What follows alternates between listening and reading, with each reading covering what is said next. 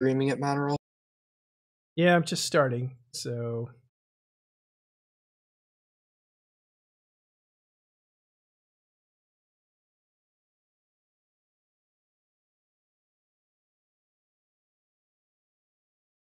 hold on, guys. Let's hold it quiet for a minute while I start this up.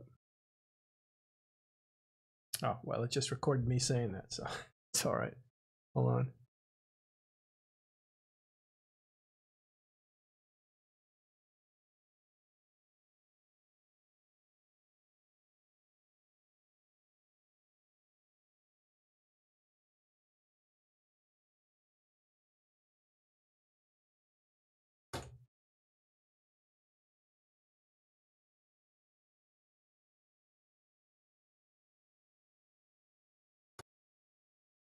Christmas trees try. It's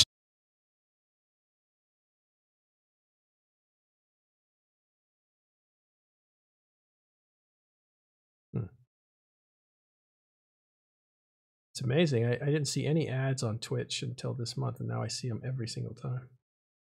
Okay, 1 second.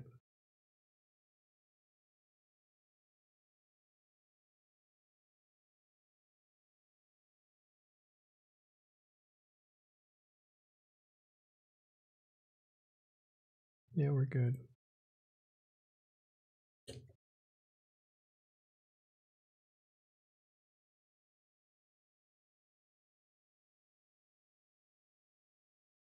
All right, we'll start in 2 minutes. We're actually on air, but I'm just going to write this out.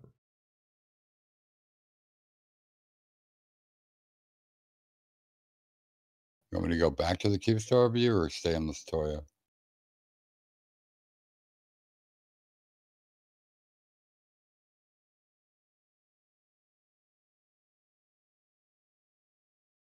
Let's see if this works. Boom. People are not going to like that. Okay. This works.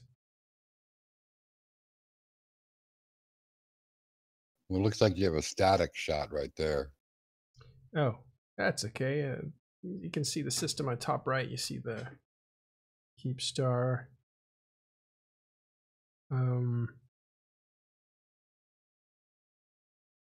Yeah.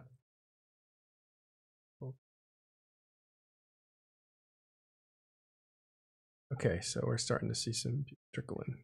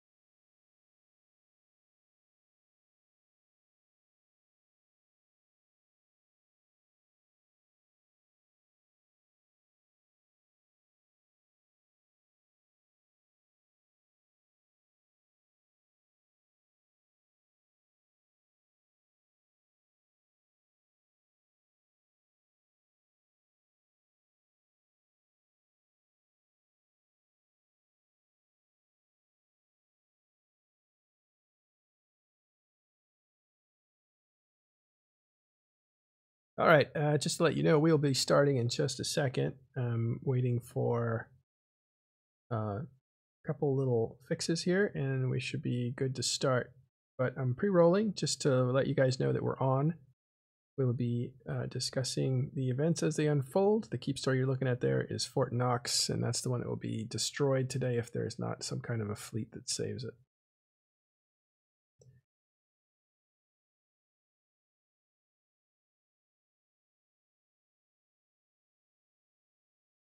Right.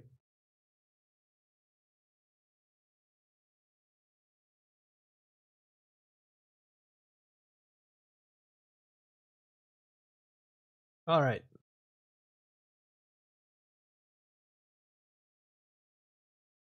All right, so the mic is going to go live for public now.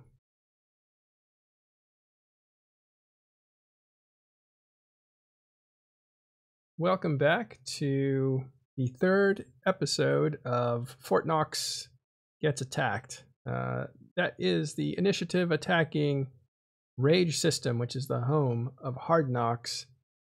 And this third and final timer will decide the fate of the first ever Keepstar built in New Eden. That one is called Fort Knox. You're looking at it there on screen. And we're about 90 minutes away, an hour and 17 minutes away from the timer coming up. That's the third and final timer. And then after that, we expect that it will be destroyed and a ton of loot ejected from it. This might be the biggest kill of any single kill in EVE history. One assumes that Hard Knocks, a very powerful Wormhole alliance, has been filling Fort Knox full of their treasure, so to speak, and half of that will get destroyed completely and another half will get ejected out into space. I'm not sure about the 50-50, but I do think there's a different ratio in Wormhole space. If you're joining us, you can jump into Discord. You can get to it through talkinginstations.com Discord. Sorry, talkinginstations.com. Look for the Discord icon and you will pass into our Discord, and we are in the public channel. Feel free to come and join us. You can lurk, you can sit there muted, it's fine. Discord also is where we'll be trading information back and forth in the public channel, which is what we normally do. So we will get the latest on updates from various people there. And I will be relaying information to you as much as I can from sources in and around this entire conflict. All right. Not only do we have the Fort Knox timer coming up, but we have a few other timers before that, at least one. I'm going to change some information here. By the way, do we have anybody in system now? Yeah. How's it going in there? And state your name first. This is Kagatosu with Init, Mercenaries and Hole Punchers. Go Hole Punchers. What's There's going on? a giant. We've got a giant fleet sitting on the Fortizar. We've got two fleets, one both with Hole.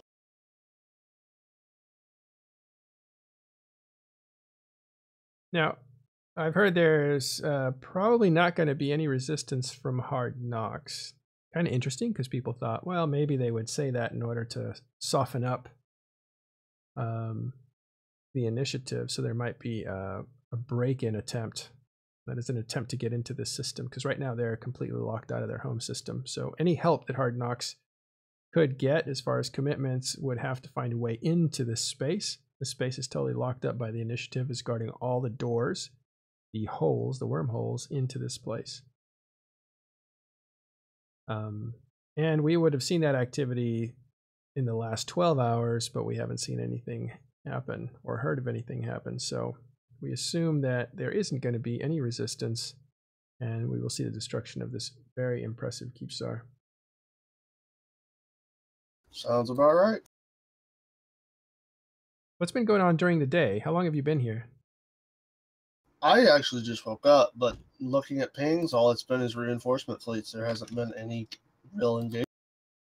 So you guys are pouring in here, huh? Sounds about right. Where are the fleets coming from? Like what groups? Looks like all of Imperium, but mainly.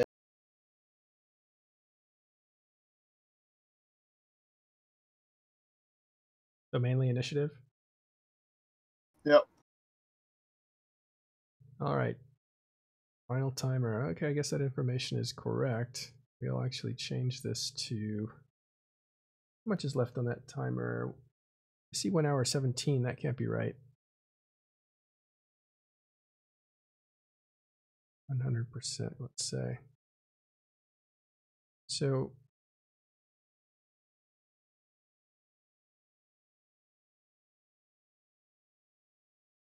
All right, so it's at... All right, is that an hour and 17 minutes before it comes on? Oh, we'll say hi to Brisk Rubal. How are you, Brisk? Brisk, when he's able to talk, been helping Hey us out. everybody, I hope you're all ready for the fun. What have you been doing in there? Well, we have been killing towers, basically. Fighting time and just farting around, not doing much of anything, really. Just full control. So you're keeping the doors locked, basically. Yeah. Watching them blow up a bunch of stuff, which is unfortunate, but I guess that's the meta for how wormholders deal with evictions, apparently. At least I've been... Oh, what do you mean by that? They're self-destructing stuff so that you can't have it? And because they can't get it out, so we've seen, at least so far today, a couple, I want to say maybe over 100 caps, and then a lot of random just little... they've also been contracting ships to members of Init and fleets and some other folks because since there's no asset safety, when the Keepstar blows up, those all appear as kill nails if they are destroyed, or they may get ejected into space, and then you can either get them or you can shoot them, and then they're kill nails. So if you look at my kill board right now on Zkill, you'll see 23 random noob ships that were ejected into space that we blew up, that are technically mine, but that I'd never owned before. So we're having fun. It's a lot of little amusing things. Have you heard from Hard Knocks in there? We've talked to folks a little bit internally. Nothing too crazy. Mm-hmm.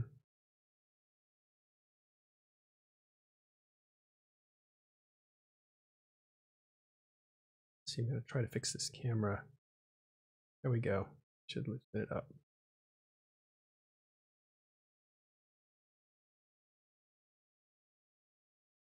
Well, we're in a bit early to show you guys what the status of things are. You can see that it's 1 hour and 2 minutes. So we're going to be under an hour pretty soon. And I don't think this is not a typical fight. Normally, when you have a fight in nullsec, at least, these are the larger fights. People gather about an hour before and jump into system to stage themselves in the system to get tactical positions. Now, in a wormhole fight, that's not the case. People would usually try to get in here and position themselves long before, because they're trying to find their way in through blocked gates, because wormholes can be sealed off by the occupants of the wormhole. And so you would see things hours before, maybe 6 hours before the actual conflict were to take place. But now that the sides are kind of set and initiative continues to hold control, it would be unusual to see Hard Knocks like assemble anytime sooner than the actual reinforced time, which is 1 hour from now. Oh, it's in low power mode because it is in its third timer. And if you can see this, I think there's 2 keep stars on your screen. One is up front in the foreground. That is Fort Knox. And oh, there we see that self-destruct has been initiated. Or what is that? What are they self-destructing? Capitals? It's been primarily capital ships, a lot of dreads, some random carriers, but mostly dreads and faxes so far that we see.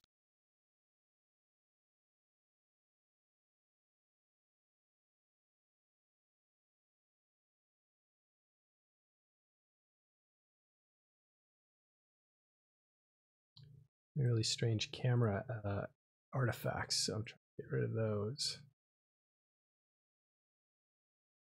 Turn this off here.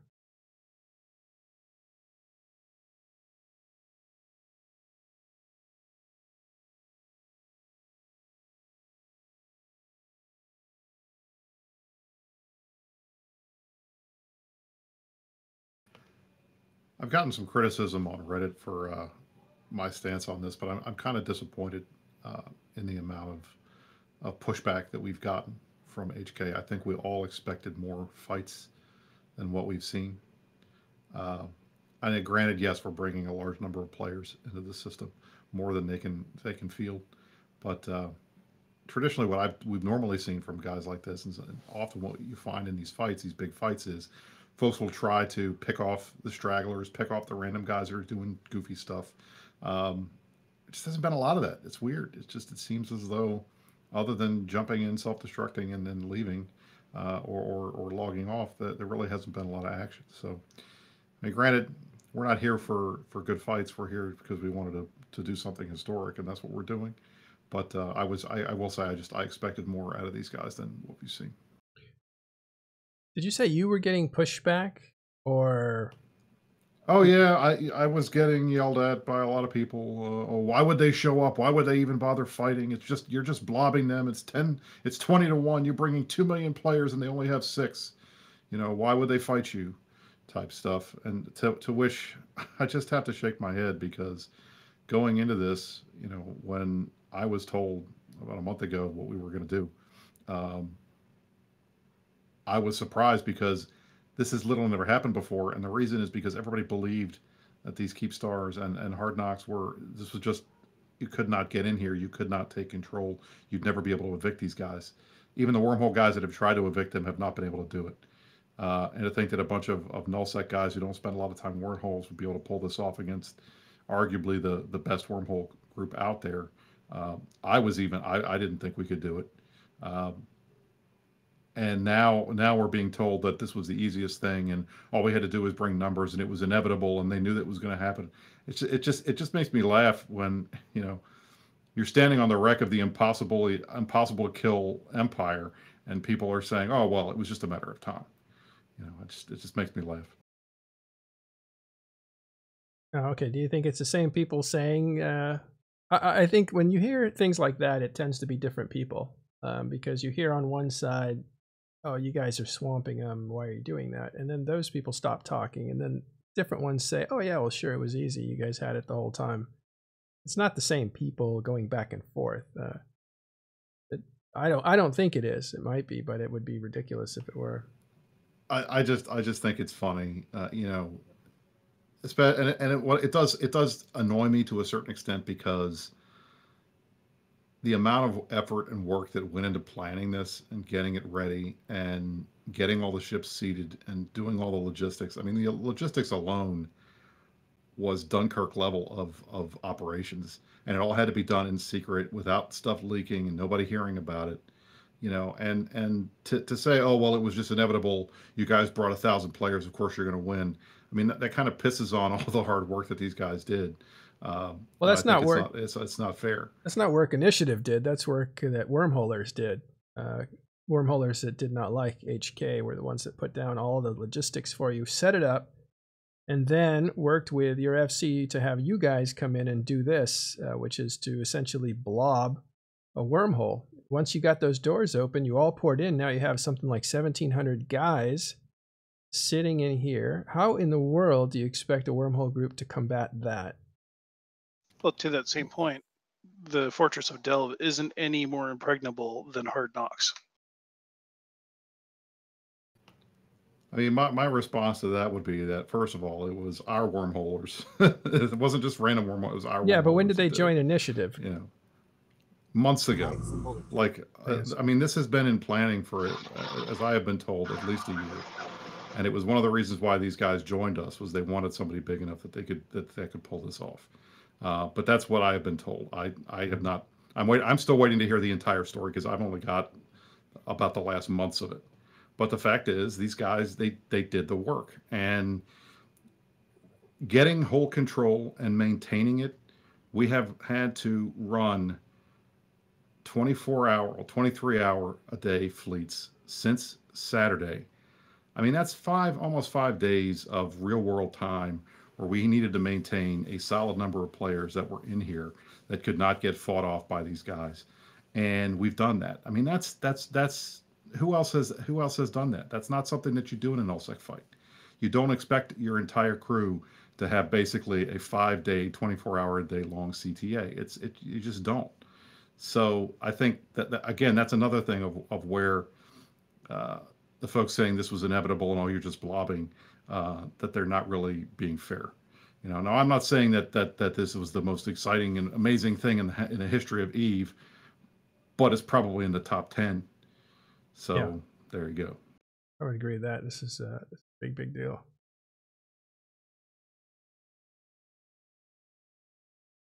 All right. Well, go ahead. I feel like in the after effect, like this is a Jurius Doctor. Hey, Brisk. I think in the after effect, we almost need a write-up in. I mean, I hate to use a real-world example, but sort of in the same way as the aftermath of, like, the defeating of Al Qaeda's leaders. Like, when you look at the whole operation that went into taking down, figures like Saddam Hussein, there's always a write-up after the fact. There's always an after-action report that details the training, the timing, the secrecy, the planning. We need a write-up like that, because these stories, they're way more, like you said, than just what we see at the front, which is the big fight and the structure dying. There's a lot that went into making this happen, and people will never know that story if we don't write it. Well, we are going to have the people who planned this on our show, Talking in Stations, and we'll also try to get Pando on. We'll get to the beginning and take it through to the end, the whole story. We've been covering this live for the first 2 timers, trying to piece together the information that we could. And during that entire time, there has been rumors that this was a revenge plot, that Init was leveraged in to bring the numbers. I do know that this has been planned for many months, possibly more than a year. It takes a long time for any wormhole eviction to happen, and I think we can consider this an eviction because information that I have is that they're going to destroy everything in this system. It's not going to be one Keepstar and the job is done. They're going to annihilate everything. Good evening, yeah, Lateral. It's a scorched earth. Yes. Hi. Whoever said that. That was L2. Oh, wait, L2. So the idea that that this happened overnight is clearly this is not the kind of thing that somebody does on a whim. It's just that it was so well kept that people were impressed that it was such a surprise to everybody. It was a shock. I found out from somebody in it, hey, we're doing this. You might want to look into it. And so we immediately started to assess. Once we knew it was real, we went live to the scene, and we could only put up pictures because it's very difficult to get a camera in there at the time, since they were at the very beginning of this. It could have gone either way. Those beginning moments are very, very important. So everybody was concentrating on getting their job done instead of getting us a camera feed. But since then, they've been able to relax a bit, and you can see now that we have a live camera. But during that whole time, there's been rumors of how this actually got started. So we're going to get to the bottom of all that on Thursday with Talking Station special tomorrow, and then again on Sunday. Go ahead. Were you going to say something? There's been a lot going on in the last 24 hours over in the Wormhole.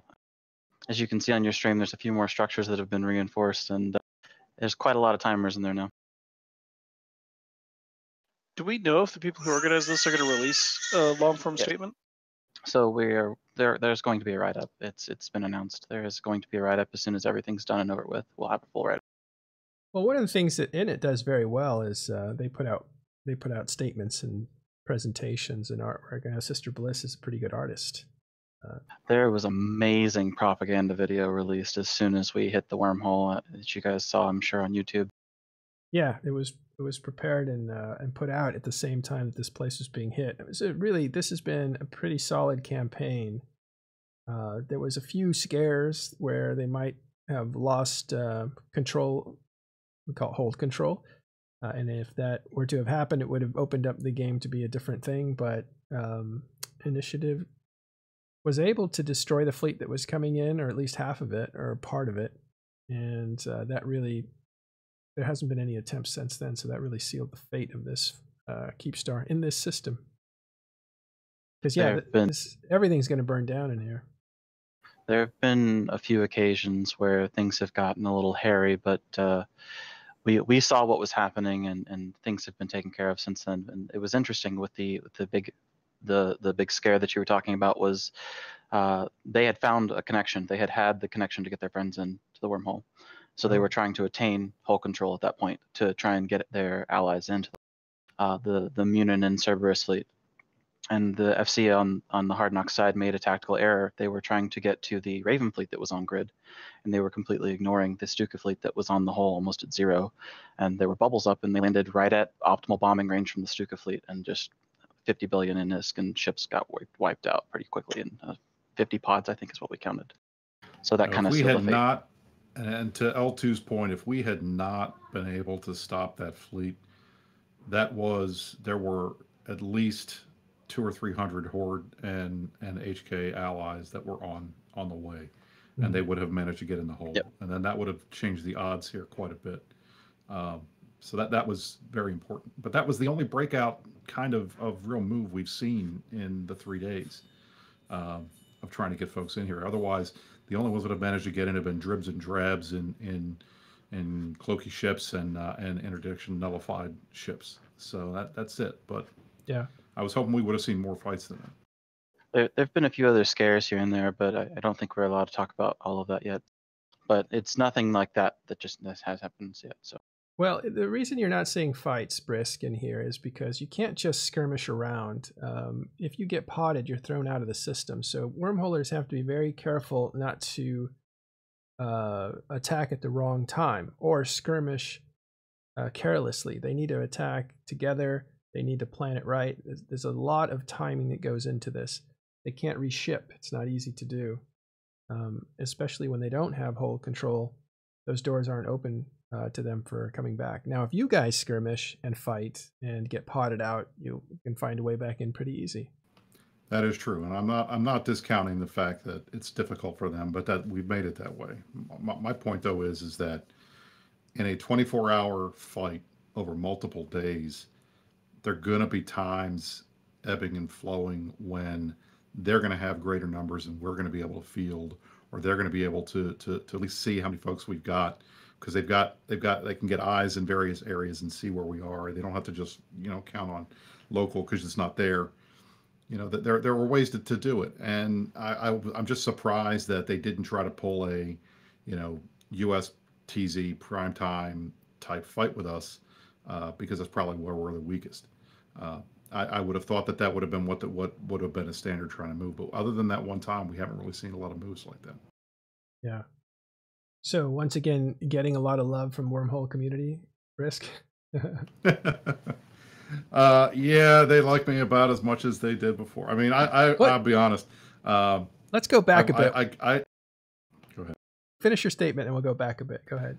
I laid it on pretty thick on Meta Show when we were talking on Saturday, but a lot of that was psyops because we had no idea how this was going to go, and we were still working on it. I mean, I think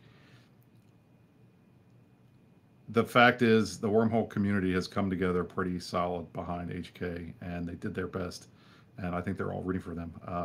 But many of them, they all know what it's like to get evicted. They don't like it. It's not fun, and they all know what it's like to fight, against a bigger group. And I give the Wormhole guys credit. I love the Wormhole guys. I love that community. I think it's great. They're very solid. They love what they do. They care about what they are. and they have pride in that. And I've had fun spending the last 5 days in the wormhole. I haven't left. I've been in here in the same 2 ships for the last week, so I feel kind of like a little bit of a baby wormholer. All right, now let's go back and let's talk about your relationship with the wormhole community. What actually happened a few months ago after you became CSM? Well, one of the things that we had recognized was that thanks to the election results, there was no wormhole specific candidate that was able to get enough votes. I think it's the closest came in was the runner up number 11 was TikTok, who spent a lot of time in wormholes. But other than that, they did not come behind one individual. And I've kind of have become the voice of the oppressed minorities on the CSM, trying to represent all those groups that don't have voices, that didn't have somebody that was specifically elected from their area onto the CSM. So I reached out early to the wormhole community and said, "Hey guys, I want to work with you. I know you don't have anybody, and I know I'm not a wormholer, and I don't know everything there is to know about your space, and I'm not ever going to be as good at doing that as Noobman or any of these other guys that were wormhole folks were. But I'm going to give it, the old college try. So help me out and let me know what's going on." So I started talking to them, got to know Iksuki and a couple other folks, got into some of their discords. They provided me with some stuff that they had wanted, and we provided it at the summit. And then we were able to get CCP to make some changes to a number of long-standing issues that folks had had, and one of those was fixing the 500 MN Lurch Hictor bug, which is a primarily a nullsec thing, but there was an emergent gameplay mechanic associated with that the wormhole guys used because those ships could change their mass easily, and it made rolling wormholes much easier for them. But by fixing the problem that was created in nullsec by that, it caused problems for the wormhole guys. So that I got a lot of heat for that. Mm-hmm. So eventually, we pushed pretty hard, and we said, "Look, we understand that this is an issue," and we knew in the summit when they had said that we were going to go ahead and make this change, that I said, "Look, thank you. We appreciate the nullsec guys and the folks that have been on the receiving end of the Lurch Hictor. I considered it an exploit, but I guess it was legitimate, even though it was not as it was intended. Those of us who've been on that side, we appreciate you fixing this, but you got to fix the wormhole stuff because you're really screwing them over by changing something that they've come to rely on over the last couple of years." And we pushed and pushed and pushed, and CCP, to everybody's great surprise, actually fixed it, and they fixed it before they broke it. Within a week, there was a solution. CCP Rise and the guys came out and put together a script that you can use in the Hictors that would give them basically the same ability that they had before, and we got it fixed for the wormhole guys. So there were a lot of them were mad at us and mad at me in particular because I didn't stop it in the beginning, and they were generally happy that we got this fixed. But there were things they really wished that they had instead. Mm-hmm. So I did my best. I wish I had done more, but that's my kind of history with the wormhole guys, and that's kind of what I've been doing with them. Did you campaign on any wormhole issues? Was there an expectation that you would help represent them? I did not campaign on any wormhole issues. What I said in the beginning was I was running to represent the average player. I'm not involved in the meta. I'm not an alliance leader. I'm not a fleet commander. I'm not, any of these bigwig type guys or Reddit famous. Well, I guess I am now, but I wasn't back then. And that was my whole thing. I wanted to be able to represent everybody. And so as a politician in real life, my whole thing was, all right, I'm going to see these guys. If folks feel like they don't have a voice, that they're not being listened to, I'm going to be the one that does that.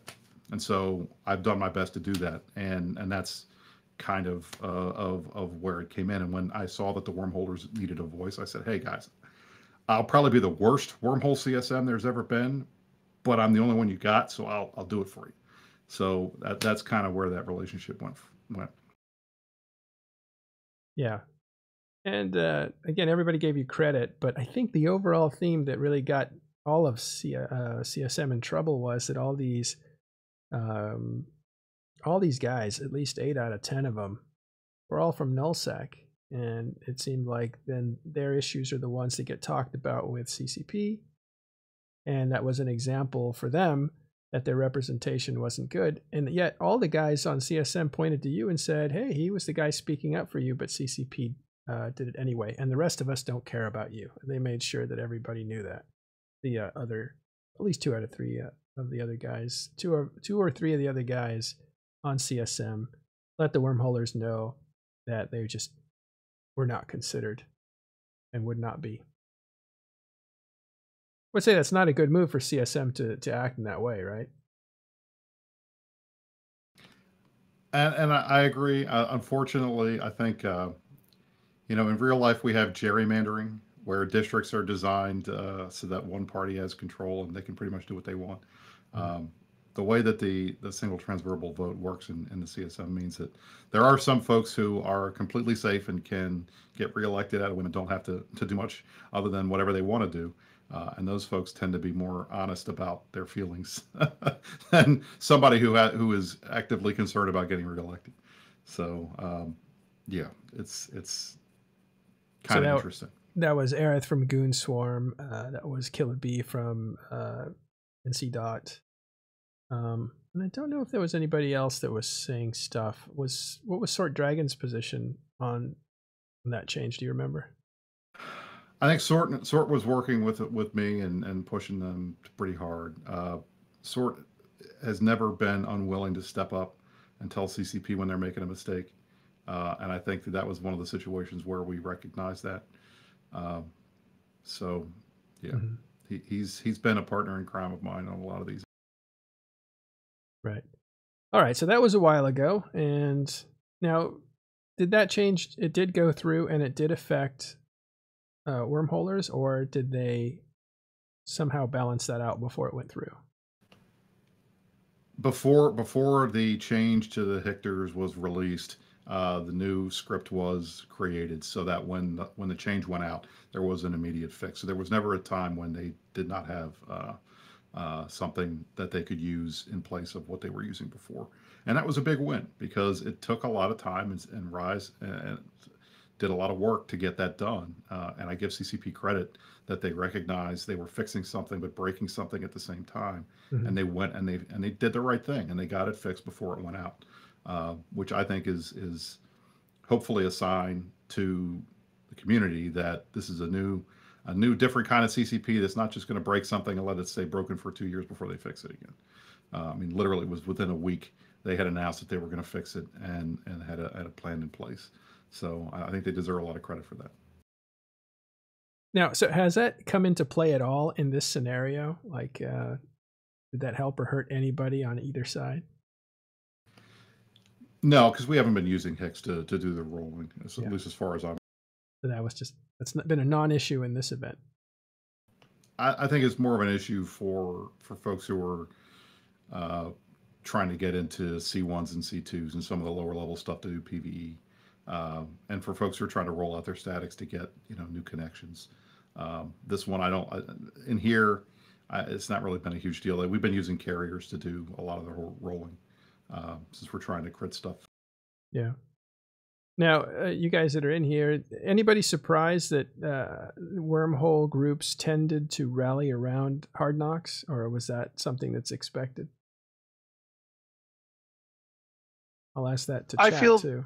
I feel that that's expected because it's like when you get a Scottish guy and a British guy in the same room. My family's Scottish, and the most commonly uttered phrase in Scotland is "fuck the English," and you get a Scottish guy and an English guy on a battlefield facing somebody else, and they're brothers. And fuck you if you get in their way. So they're allowed to fight amongst themselves, but the second you have an outside force coming in, they band together, and that's sort of what we saw. Yeah. Okay, next time describe that without the expletives, please. Oh, sorry. It's all right. Yeah, I was wondering about that because we knew initially that Hard Knocks had, I guess, made it tough on other groups. I mean, there is this feeling that, especially from some of the people that organized this, and I won't name names yet because they're different groups and they haven't allowed me to use their name yet, but we'll again have them on Talking in Stations tomorrow and Talking in Stations on Sunday as well, along with the FCs from the initiative. But I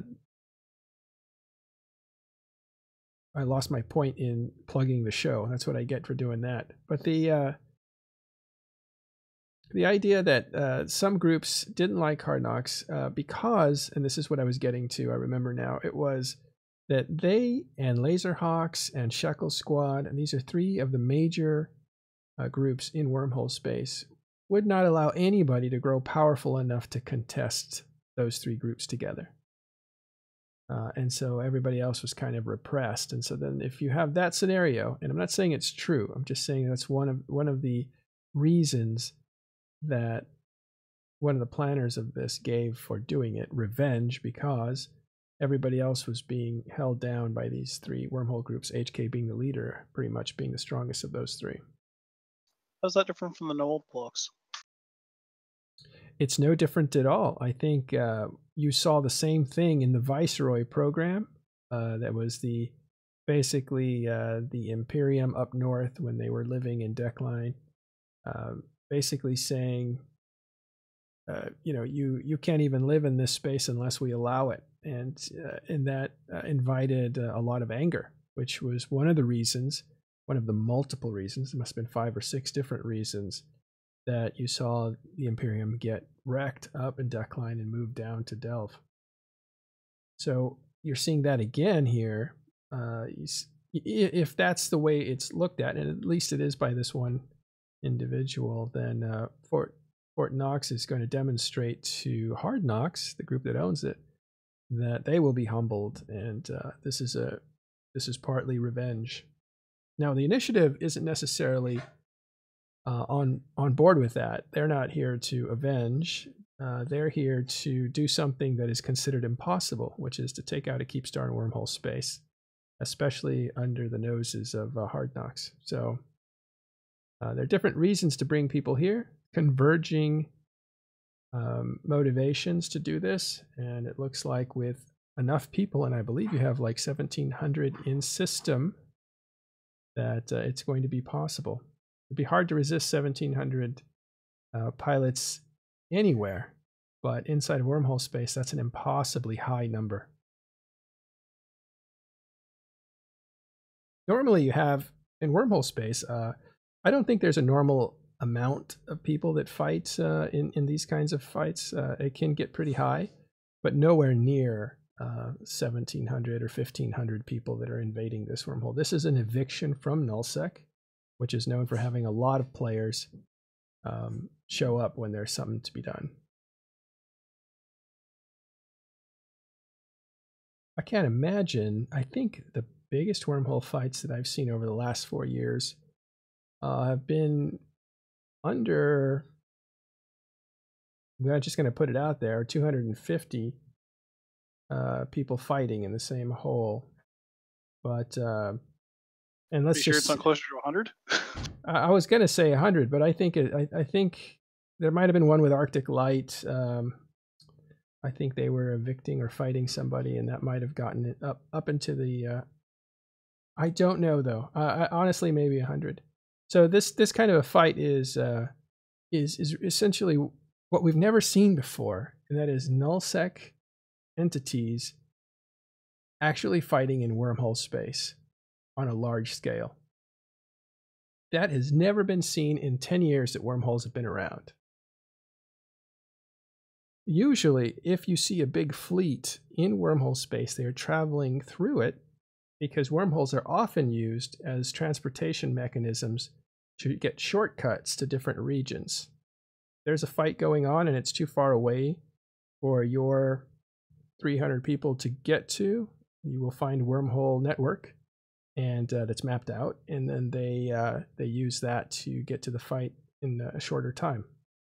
And if you're like Black Legion, you don't check the mass settings on the hole, and it collapses while half your fleet has gone through, and your fleet is effectively cut in half. ruining your day. That happened at least 2 or 3 times in a row.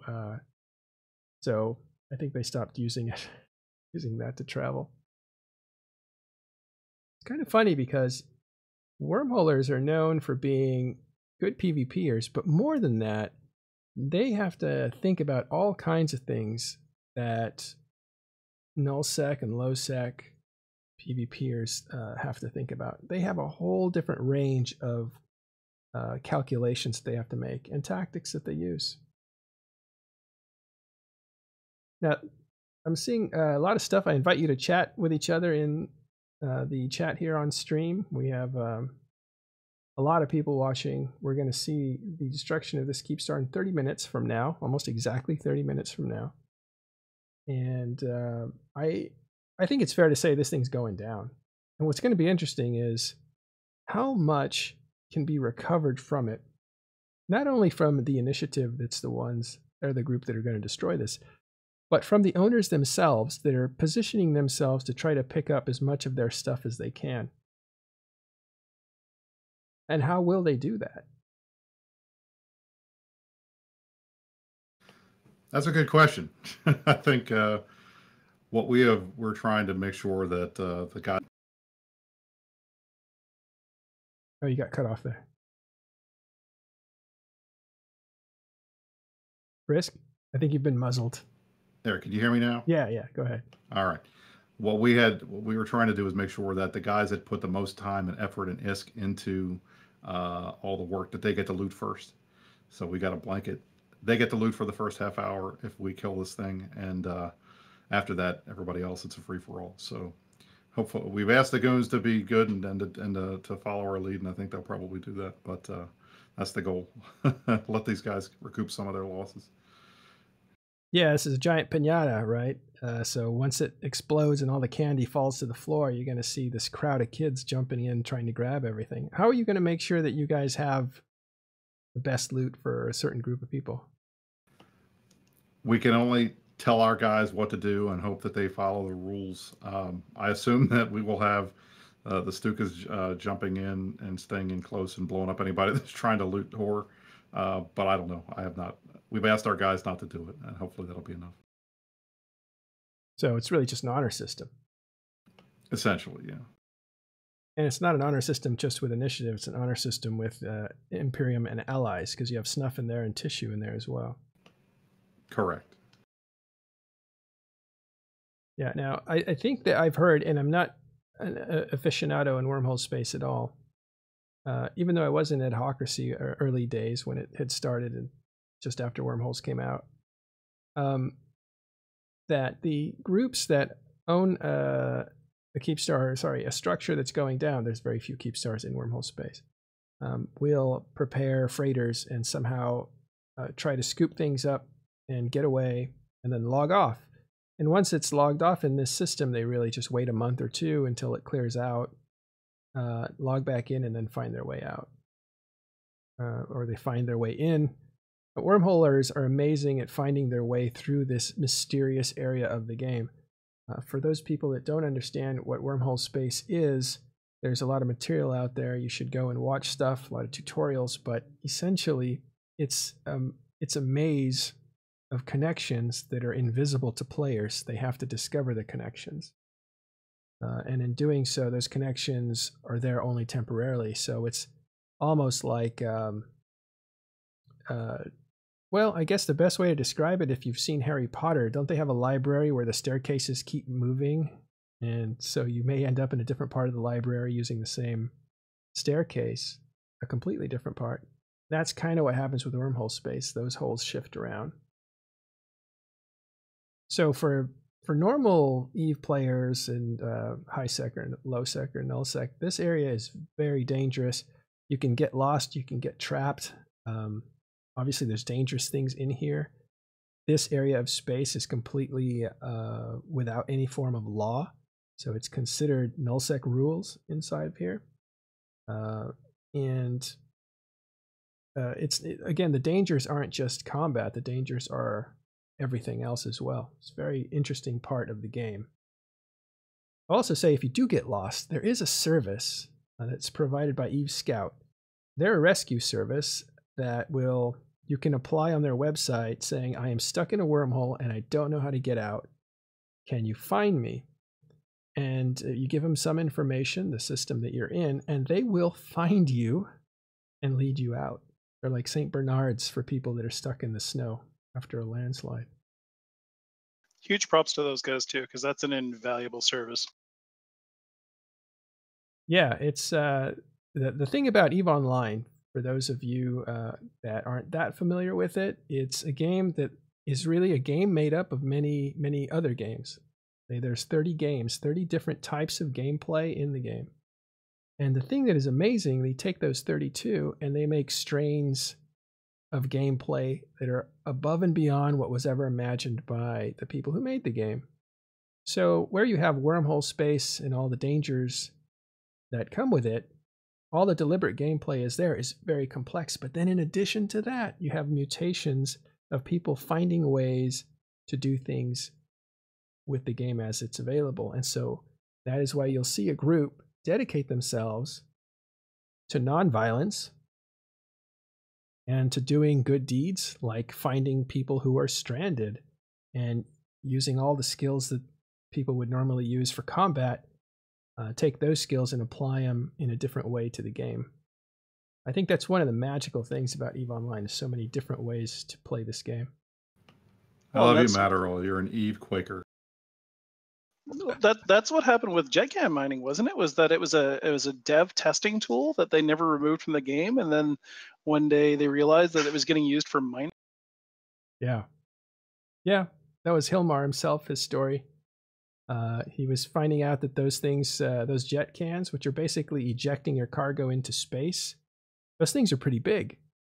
They're not supposed to be that big. They just kind of put an arbitrary number, and it was huge. So what miners found was that they could mine, and then eject into space, and the can that was ejected was gigantic, many times bigger than their cargo hold. So then they would just fill that floating container in space and then have somebody else come and haul it. And that interrupted them less, so they could actually mine with a lot less interruptions and faster and stuff.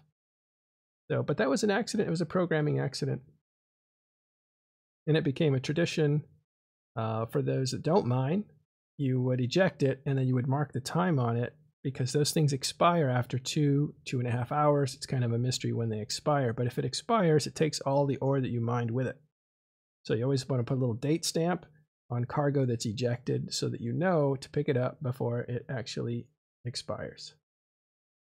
That's one of the other beautiful things about EVE players, is that the level of attention to detail that happens with things like that is that, like, you know, if there is a exploit to be found, or a unique trick to be played upon, or something to be profited from that has sort of been unforeseen by the developers, or left in the game, or not considered a viable means of approaching the gameplay, they'll find a way to use it, and it's really kind of beautiful. Yeah. Merchant's Dream says, then came can flipping. Can somebody describe can flipping? Yes, can flipping is the activity of provoking somebody into making a mistake that engages the crime watch system, so that you take a suspect flag, which then allows them to engage you in combat with impunity. So it's a trap? Yeah, so it's a trap. So basically, if I eject a canister and I'm mining, and you come and try to take the goods out of it, and you're not in my fleet, you will become suspect. At which point, you're a bad guy, and I can shoot you however much I want. Hence the common ease catchphrase of "baited on a free can." Oh, is that okay? Baited on a free can. That's hilarious. One of the things I remember a story is, we're waiting for this Keepstar to come out. Let me just give you an update. This is Fort Knox. The first Keepstar ever built in EVE is right there on your screen, and that looks like it's on its 20 minutes away from its demise, which is actually very sad. We had a whole show on this Keepstar. If you look back for Talking in the Station's archive, you'll see there was a show on this Keepstar and how it was built and how they were so efficient in getting it up so quickly. It really was created days after the blueprints became available for Keepstars. This looks like it's going to be at the end of its life in 20 minutes, a little bit beyond 20 minutes. I kind of feel like CCP has to step in and create another one of those commemorative items, like the Pieces of Steve, to mark this event, because this is kind of a big. This is a very big deal. Of course, because of that being the first Keepstar. It's also what I love about this story, and the reason it's so interesting, and the reason we've gone live with it for 3 nights in a row, essentially, is because it's the mutation of things. You have Nullsec basically invading Wormhole space, and Wormhole space rallying around Hard Knocks, even if they didn't like them, to help them out because they are so disgusted by seeing this. And I know that there are strong feelings in the Wormhole community about seeing this happen. I can imagine it's a worse nightmare for them, because at this point, if Hard Knocks can't hold back Nullsec, then nothing can, really. So that's one mutation. The other one, of course, is you have completely different cultures of fighters. So Nullsec is a group that fights together as one in large numbers, and Wormhole fighters are usually doing different tasks in a fleet to gain advantage. So tactically, they're all playing a role, whereas Nullsec, you have everybody fighting in unison. And so those styles are clashing in here as well. Not only that, preferred ships and all kinds of different things happen there. Go ahead. Can I propose a potentially unpopular theory or idea about what's going to happen afterwards? Sure. So during the Second World War, the Midway Islands were extremely important in the Pacific. They were important as a beachhead to hold back the Japanese. They were important for the Americans when they, took their Pacific naval forces across to engage the Japanese. But after the Second World War, the Marshall Islands, the Midway Islands, a lot of the, Guam, a lot of smaller islands just stopped being important. And I feel like Wormhole beachheads are going to be exactly the same way for Nullsecers, because unless there's something to be exploited at a value that makes it worthwhile for Nullsec blocks to keep a presence there, there's really no reason for them to stay. Oh, I'm sorry. Let me see if I understand that. No, I don't understand. So I'm saying that this system, the Rage system that they're in, killing Hard Knocks' structure, it loses all strategic importance once they've completed their Scorched Earth campaign and evicted and burned out Hard Knocks. The value of that system immediately disappears for Nullsec. Well, it has historical value, of course, but it also, they don't just pick these systems and name them, and they don't pick them because they're pretty. There's a lot of effects. They're called weather effects inside of Wormhole space, where your weapons may function even better than expected or not as well. And not just weapons, but your thrusters and your armor plating. And it depends on where you are, what type of wormhole you're in. So, of course, no, but yeah. My point is, I don't think that Init's going to move in and stay there. No, I think there's zero chance of that happening. No, once this place is cleared out, if Hard Knocks decides they want to keep it, they're still awfully skilled. They may want to recover it and rebuild it. Who knows what happens after this? And again, who knows how much of their own loot they can escape with? I think when these things explode, the loot is just random, right? It flies in different directions, so there's no way to earmark certain things. But it might.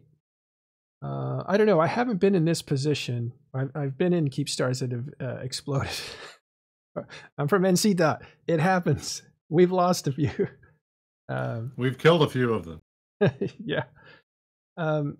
Also, I had my own Keepstar that I had to defend and stuff. And when things with Keepstars are not typical, so I don't really know how how the loot mechanic works in this system, and I don't know, because of Wormhole space, if there's additional weirdness to it that Hard Knocks would be able to take advantage of that, say, nullsec people wouldn't know how to do. We should see. That's one of the things that we're going to see in just a few minutes. We'll see the feeding frenzy. I think that's going to be interesting because I want to see what it looks like too, because nobody's killed, at least no nullsec guys really have been involved in any of these fights. So I'm sure, you know, Laserhawks and others that have killed Keepstars inside, they'll know what it does, but none of us know what it does. So I'm interested. I think Gary Ball or Bell there says that it basically ejects a bunch of cans in a big ball, and then people rush to those cans and try to grab whatever's in it. But it's a mystery. You grab a can, you don't know what's in it until you look in it. So people will probably rush this and try to open as many cans as they can, look for their best options, and then put that in their cargo. Since their cargo space is limited, you don't want to fill up your cargo with subpar stuff. Or I suppose you can fill it and constantly open new cans and throw out stuff that you don't like. But you really got to make quick decisions on what you want to keep as you're doing this sort of a thing. I've never been a good looter. You know, after every fight, I've never looted the field. I think I tried to once. It was when I was in Stain, which is a terrible place. Stain is awful. I have nightmares of Stain to this day. We were a new nullsec alliance. We were a low-sec alliance, and we were taking sovereignty, and so we decided to go to Stain. Actually, we were working with CO2 at the time and the Initiative. We were taking AAA and removing them from Catch in that area, but we were staging in Stain. And essentially, we had moved there with just the clothes on our back, so we had no gear. And we were dying for gear, so we were all fighting over just like a 1MN thruster. And it was a race to grab it, you know, because there was no stores, and everywhere you went left or right it was just a long pipe where you'd get killed. So we were essentially, it was a cold winter and we were starving, so we were fighting over the wreckage of our enemies whenever we won. So that's what that reminds me of. But since then, I haven't really been a looter. So after fights, when all the wrecks are on the field, people will go and loot and take stuff to save themselves some money, get some good items if the person you destroyed had good items. So we're going to see that times a million, because you have the home, the treasury of Fort Knox, the Keepstar, full of stuff. And I know they've been self-destructing things, but we don't know how much is in there and how much is actually going to be destroyed with the explosion. Assume a lot. And I think that's a good point, because first, there are 2 Keepstars in the system. There's another Keepstar on the grid. So theoretically, we have not refed that one yet because we're trying to space it out because we know when the final timer for that one will be. So I think it's possible that some folks will have moved their stuff from Fort Knox into the other Keepstar. And at the same time, we don't know what's in there. I mean, I'm hoping beyond hope that we get a lot of good stuff out of this, but it could be Al Capone's vault. We don't know. You want to explain that for people who didn't see that show? Al Capone's vault. So if this was very, very old school, if you're old as I am, then you would remember this. Geraldo did a giant special where they were going to open Al Capone's vault on TV and see what was in it, and there was a whole hold on up to it and weeks long. Let me stop you for people that don't know who Geraldo is. Start there. Oh, dear God. Geraldo is currently a Fox News talking head. He used to have his own daytime talk show, and he did a lot of, like, it was Phil Donahue, Oprah, Ellen DeGeneres type stuff. But it was crazy stuff. But he did this whole show about opening this vault that they found that belonged to Al Capone and what could possibly be in it. And they opened it up, and there was nothing in it. It was the biggest anticlimax in TV history up to that point. This was in like the late 80s, early 90s. And it became a joke of the don't open something that you don't know what's in it on camera, because you never know if it's going to end up being anything or not. So I'm hoping that this will not be Al Capone's safe. Yeah, in other words, Fort Knox has nothing in it.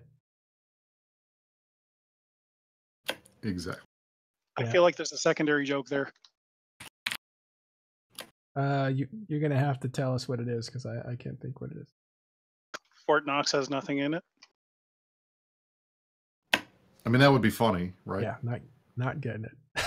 You go to Fort Knox, you know, United States Gold Reserve, go in inside and find out there's nothing. Might not surprise me. I think this Fort Knox will have stuff in it. I just don't know how much it's going to be. You know where else there was a big letdown? Another Al Capone vault situation.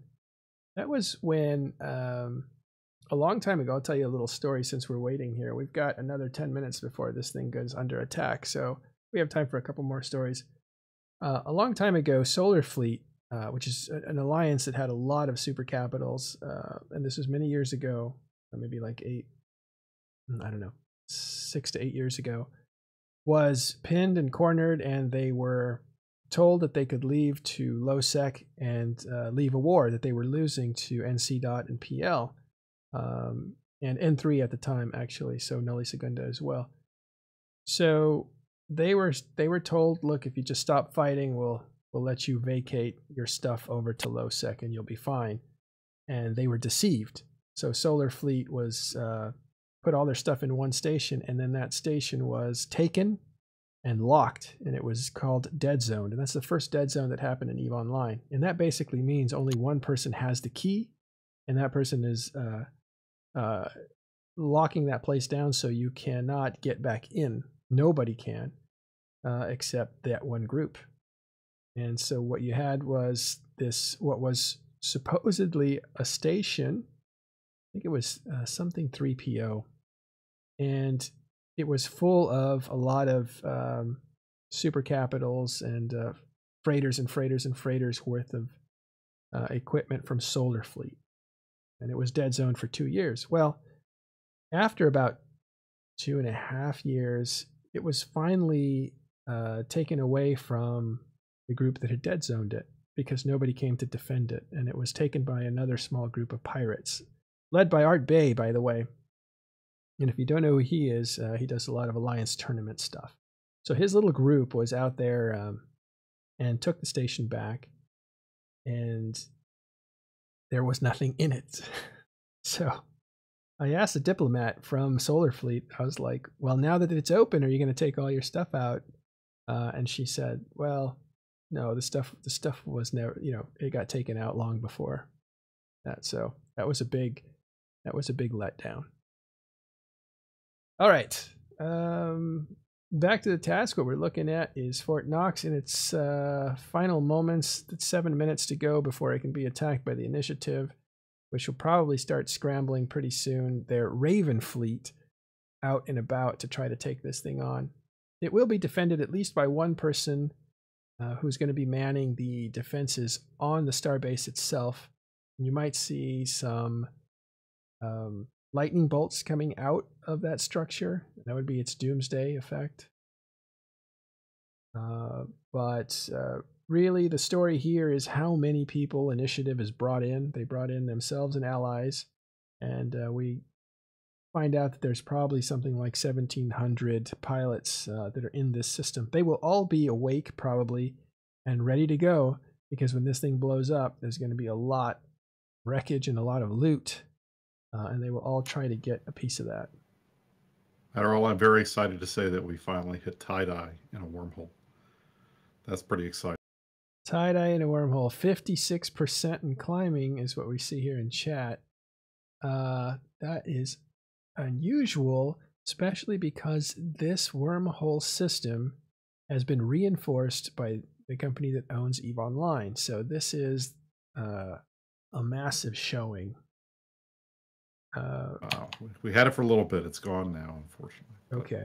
Yeah. We got up to 60%. I think it depends on how many people are coming in to system, how many people are logging in. It could be that sort of a spike that you would see. There's a lot of calculations happen when a pilot enters a system. But if the tie-dye is gone, then it's not caused by any kind of combat. Oh, Villy's in here. How you doing, Villy? Doing well. How are you doing? Good. Are your guys in here? Is Test in here? No, we've we're not needed in this conflict at all. Oh, you're not going to try to get. I think Initiative and the Imperium have most certainly got this situation quite wrapped up with the numbers they have. To say, We know you're here in spirit. not really. You guys didn't ask us to come, and you don't need us to come. It's like we're just enjoying the show. Do you have any feelings on Hard Knocks? Any experiences with them? Oh, we've got all kinds of experience with them. You have to ask a more General question. I mean, Hard Knocks has been they've been a changing entity over the last couple of years. They've went from primarily kind of like a splinter PL wormhole group and slowly their own entity into the landlords of wormhole space. Now the landlords of a good chunk of the drone regions, and now they're they've kind of, how would you say it, decayed a bit in their complacency and lost some key members. Now they're at this kind of situation. Yeah. I believe Braxis is their leader now. Before Braxis was Noobman. And they had some BL, Black Legion members. Mujahideen, I think. Was a popular Black Legion member. Yeah, Braxis is currently the guy in charge, I think. But he's pretty sharp fella. He's smart. But, the situation as it stands, he's just so outnumbered and so outgunned. There's not a lot he can realistically do here. Yeah, I just wonder what their exit strategy is. How do they? I mean, they've been destroying things during the day, I imagine. But well, when you live in a wormhole, there is no exit strategy. It's kind of how it goes in wormhole space. That's why they've been self-destructing, because they know they can't evacuate it. That's a good point.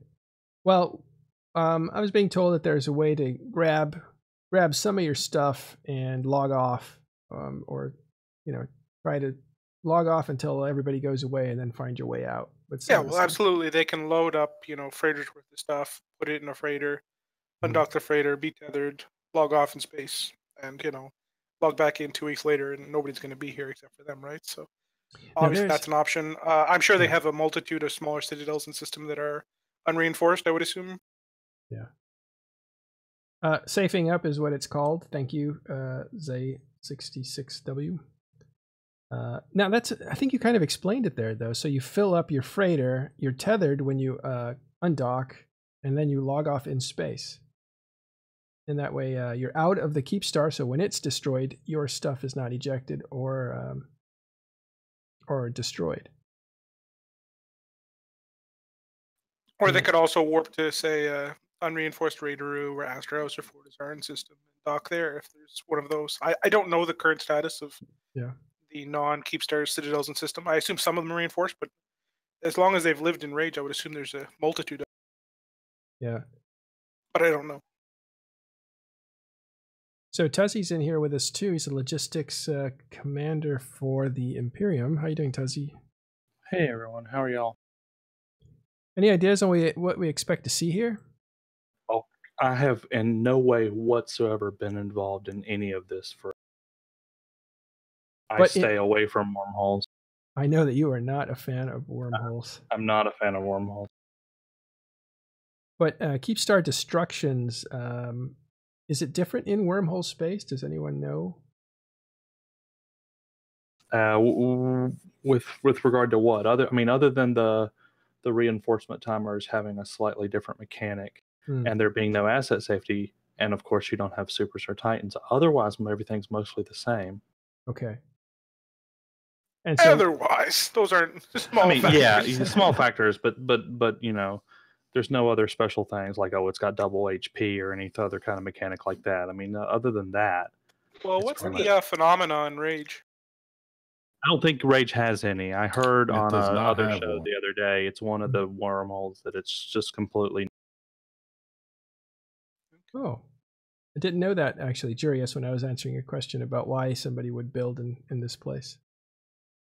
Yeah, so I was I had just sat down and I heard Villy describing the what's known as just safe logging, or we of course safe logging, but it holds special connotation or you just cram a bunch of items into a ship undock, untether, and safe log out. That's I understand that's what Hard Knocks has been telling their own people to do all day. Mhm. If you look at the lost mails of this system, they're insurance frauding all the caps.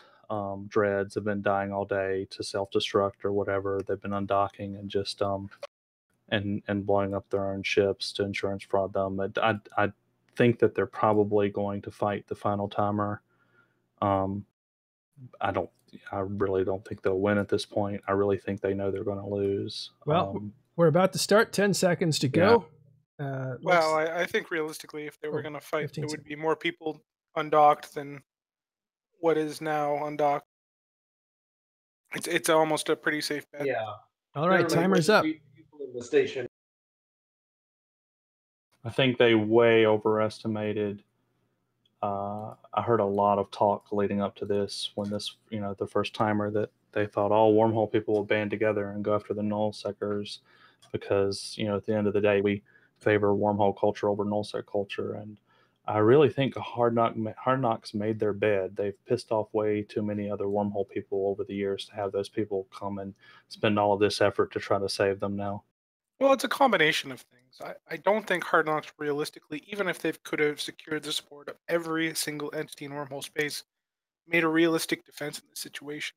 You have to realize that 50 entities with 10 people each is not the equivalent of 2 entities with 250 people each, right? Even if both entities can, in theory, put together 500 people, their equivalent is not the same. You deal with incredible amount of trouble organizing, small groups into one larger group. Deal with communication issues, leadership issues, chain of command problems, just organizational difficulties, comms difficulties. It's just not easy.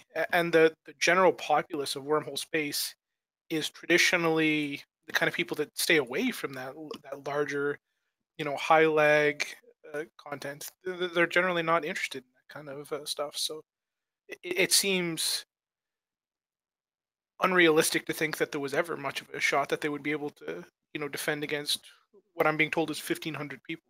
If it was just, 400 or 500, sure, but 1,500 is quite a lot for Wormhole space.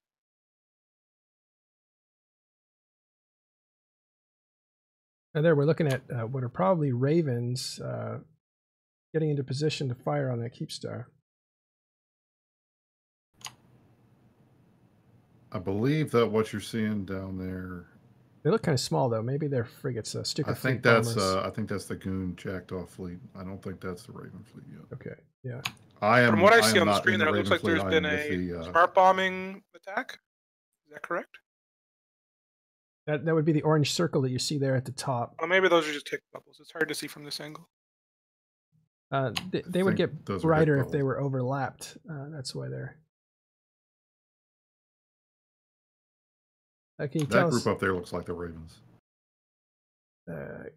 Okay, at the very top of the screen, we'll see if we can get that in there. It's a little bit out of frame.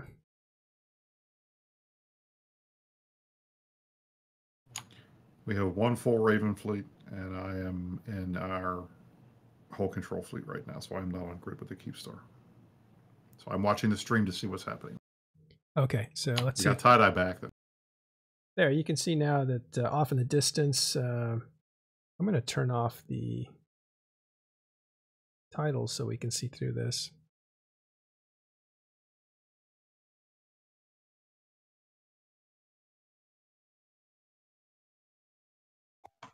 Somebody was asking in chat, Villy, how do you think, or Villy, how would you have used the dreads that they're self-destructing, and could they have defended with? They could have went down fighting with those dreads, but I don't think they would have been successful defending the Keepstar with just the dreadnoughts. They could have set up what would you call it, the Jintan 4-point defense on the Keepstar. You might be familiar with the creature when he set up dreadnoughts on multiple points around the Keepstar, or the he originally did it on a Sotio, but it's much the same for Keepstar. It's a larger space, obviously. Yeah. But even then, those dreads would basically be trading. You might kill 4 or 5 Ravens per dread, and in theory, maybe that's favorable. But the problem is, you're not necessarily going to make, how would I say, much progress. I'm sure Initiative has a large pile of reinforcements to respond to the user Bainathoa, the key point of how that strategy works is you set up the dreads at the edge of tether on multiple angles around the keep star so that you can do it. You would have like 10 to 15 packs of 5 to 10 dreads each. That Keep in way, mind that in theory, it's extremely difficult for them to maneuver around the keep star to avoid the dread range. Yeah, keep in mind the Keepstar Dread is immense. The Keepstar Dread, the Keepstar tether range is immense. Yeah, so I'm quite familiar with. Yeah. When we were attacking X-47, we specifically positioned our fleet behind and slightly below the Keepstar because of the undock point of Supers and Titans. At one point, when they were getting primary, they would try to dock up to avoid our doomsdays, and then when they would undock, they would be so far out of range because they were on the other side of the Keepstar almost for the undock point. That Are you talking in that about the original X-47 fighter or the second? Yeah, the first one. They would dock up, and then that would basically put them out of because when they managed to undock again, they could not undock and like angle their ship up and basically slow boat back around the whole of the Keepstar to get in gun range again. And it was going to take them in that tie-dye like 6 or 7 hours to do that maneuver. Notes tie-dye is achieved again at 72%. When that gets 10%, time is slowing to 10% of its usual time. So I had a question. Did anyone else see the or I don't know if you guys talked about it already, the tweet Doom Chinchilla put out earlier regarding to asset deliveries? No. So, What has Mr. Doom Chinchilla said? It was quite amusing. I think I saw it on Reddit. I'm not sure where I first saw it, but apparently ex-PL members of Hard Knocks were, you know how in Citadels, how you can right-click on an item and deliver it to someone, and unlike a contract, they don't have to accept it. It just shoves it in their delivery hanger. Ex-PL members were delivering Doom Chinchilla all sorts of ship holes in the keep. And I'm unfamiliar with wormhole mechanics as far as when Citadels blow up and the loot pops out in space. If I, Tuzzy, have ships in my hangar in the Keepstar and the Keepstar dies and they pop out in space, do I get a loss mail? Yes, you would. Yes, you do. So people are delivering items to other people as a joke so that when this thing blows up, their kill boards will be filled with loss mails of all the ships they were. So all of the XPL Hard Knocks members were delivering various ships to Doom Chinchilla to troll him, and he was spurging on Twitter. It was very amusing. Yeah, I mean, unfortunately, some people are very concerned with the way that kill board stats kind of work, obviously, and you know, I'm free to take some carriers if anybody needs to pop my lost mail board up much. But the reality is, because I believe you still get insurance on them. I don't know. You do, which is nice. And I had Doom has had it worse than I have had, but I had about 100 ships delivered to me today. So if anybody wants, we were able to get about 60 of them out though. Okay, well, if anybody wants to deliver me 100 dreadnoughts, I'm okay with that. I'll take 100 dead dread lost mails on my kill board for some insurance money. But for certain groups and certain people, their kill board is an extension of the way they feel about the game, and it obviously is a unfun experience for them to have it ruined by others. So I could definitely see why he would be upset about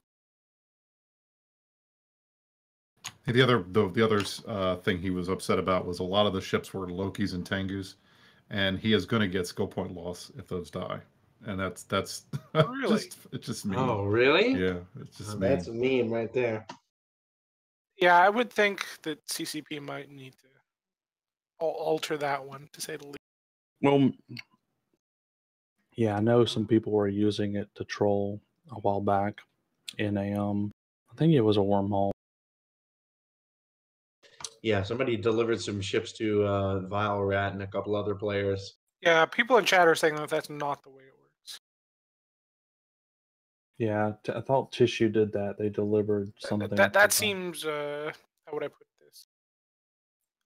exploitive and broken, even to me on the worst Well, occasions. I'm sure that if that does happen, and that's what I'm under the understanding that it will happen, but we'll find out. I'm sure he'll get that reimbursed if he. Anyways, we're watching the Ravens warp back in. Looks like, or maybe these jackdaws. It's hard to see from this angle. But the Keepstar is going down bit by bit by bit.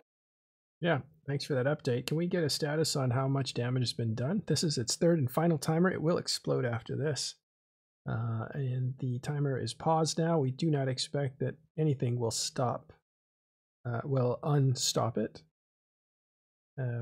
Normally, we would want to see a Keepstar tick down to safety. But Keepstar is at 85% right now. Yeah. Now, this should go Yeah, fast. it's going to take a while. Oh, tie-dye especially. These things are slow to die. Well, listen to Billy on that. This is going to take a while. Tie-dye did kick in. Is it still there? Do you know? Anyone in system? It is. It is right now 55%. Seems to be fluctuating between 70 and 50%. Yeah, 55%. What is that structure that they're all grouping on in the top right of your screen there? Is that the friendly Goonswarm initiative structure? That is our Fortizar. Okay, so you have a Fortizar. We have 30 Raytarus and a fort and a couple Astra houses now, and some towers that are also in here. Have you guys reinforced all of the Hard Knocks citadels in system? Everything except for the second Keepstar. We are waiting to do that later this. Okay, so you are going to reinforce the second Keepstar. As I understand it, the goal is to clear this place out. I know that they wanted. We know the timers is set for the second Keepstar around like Saturday in the middle of the night, like a late Friday night Eastern U.S. time zone, but it's like 100 or something eve. So I think they're trying to spread things out so that we have stuff to do the whole week. Since we have timers set that are going all kinds of crazy. There was a ton of stuff in here. I mean, it was just absurd the amount of stuff that was in here.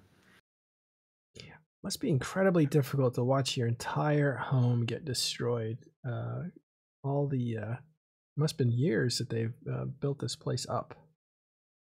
Yeah, it has been years, and it is a piece of the fragile nature of controlling or owning anything in EVE Online. That everything you have in some way or shape or form can be taken from you to a degree. Obviously, it's not nearly the same as nullsec, where at least you have asset safety. So worst case scenario, you're going to lose 30%, I believe, of your asset value. But it's obviously going to be pretty rough, pretty hard on them. There's evacuation procedures they can undertake that'll minimize that loss a little bit. But Hard Knocks has been one of those entities that's been on the side removing people from their space for a very long time. And karma will eventually catch up to all people, right? So if they're in a position where now it's them losing their home, it seems only just desserts, I would say. Yeah. What is how effective are wormhole groups inside of nullsec? Does every empire or every nullsec group have some kind of a group that can that knows how to move around through these things? No. Just ask ProGod. Specific for test question. No, test has a group of individuals that do wormhole work for us now, and they do a very good job. But certainly that's not the standard we've always lived with, and it's not the standard for every alliance in EVE by any means. We've certainly watched over the years multiple large and capable alliances struggle to traverse wormhole space in a meaningful way. It's not necessarily easy. It's not as easy as it looks at times. Yeah. So this is not only rare, but at this scale, it's unprecedented. Yes, this is very much a first in-game kind of event. Obviously, it's not the first wormhole Keepstar to die. I believe Hard Knocks killed that a while ago, but it's certainly an event where something that many people thought was undoable is now being done, and that is certainly why many of us are, kind of giving initiative the kudos they perhaps deserve. Right. And it's in no small way the incentive to actually do this is it's going to be a historic moment. We've had a few this year. I think the last 16, 18 months, we've seen a lot of historical moments. I think the game has just moved to a different level. There's a lot. I There's a lot changing in the game. I appreciate Violet being willing to say that this was a big deal, because all I've seen on Reddit all day today is how this wasn't that big a deal, and we blobbed them, so obviously it was gonna die. So thanks, I appreciate it. Well, I'm not going to say that the conclusion was not foregone to a degree once you achieved your striking point in your beachhead. But that striking point in that beachhead and the organization to put this all together is integral to the accomplishment itself. Saying that, once you reach, the edge of the cliff that you can push the boulder over, of course you can. But, the work of moving that boulder all the way up the hill, all the way up the cliff is the truly difficult part of the task. And many people don't always understand that. And that's the hardest. I'm a logistics guy. It's what I do for a living. And I think a lot of people don't realize that, for all the guys out there that are, shooting and blowing things up, there are lots of guys in the background that are doing the heavy lifting to get this stuff put into place. There's no way we could have done this. I mean, if we did not have a hardcore crew, and I give the corporate in it that's been doing this is Big Shadows. I give these guys a ton of credit. They did this all on their own dime. There was no alliance money involved in this. They put all of the stuff together, got everything together, planned it out.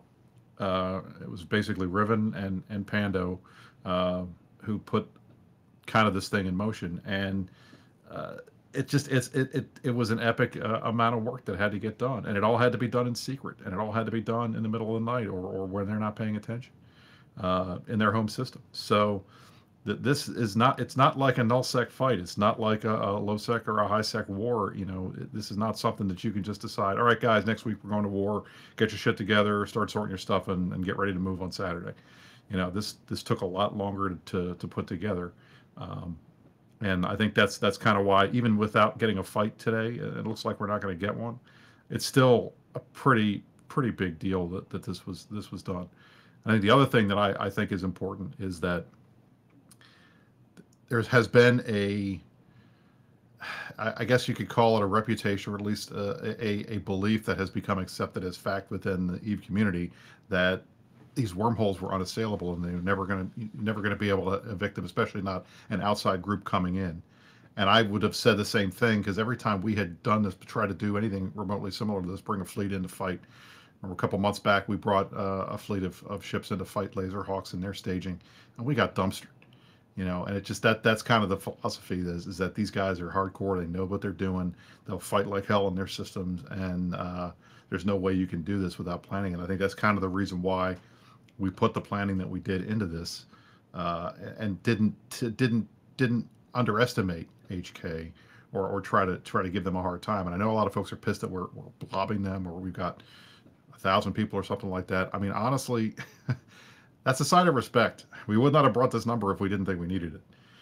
So I think. Oh, really? At the very end of the day, it's not just to be a part of it. Say that again, Matt. I'm sorry I interrupted you. I was going to tease you a bit. It's not just to be a part of the history and maybe. Well, I'm sure that there's some folks in here that were doing that, but I mean, originally speaking, we were.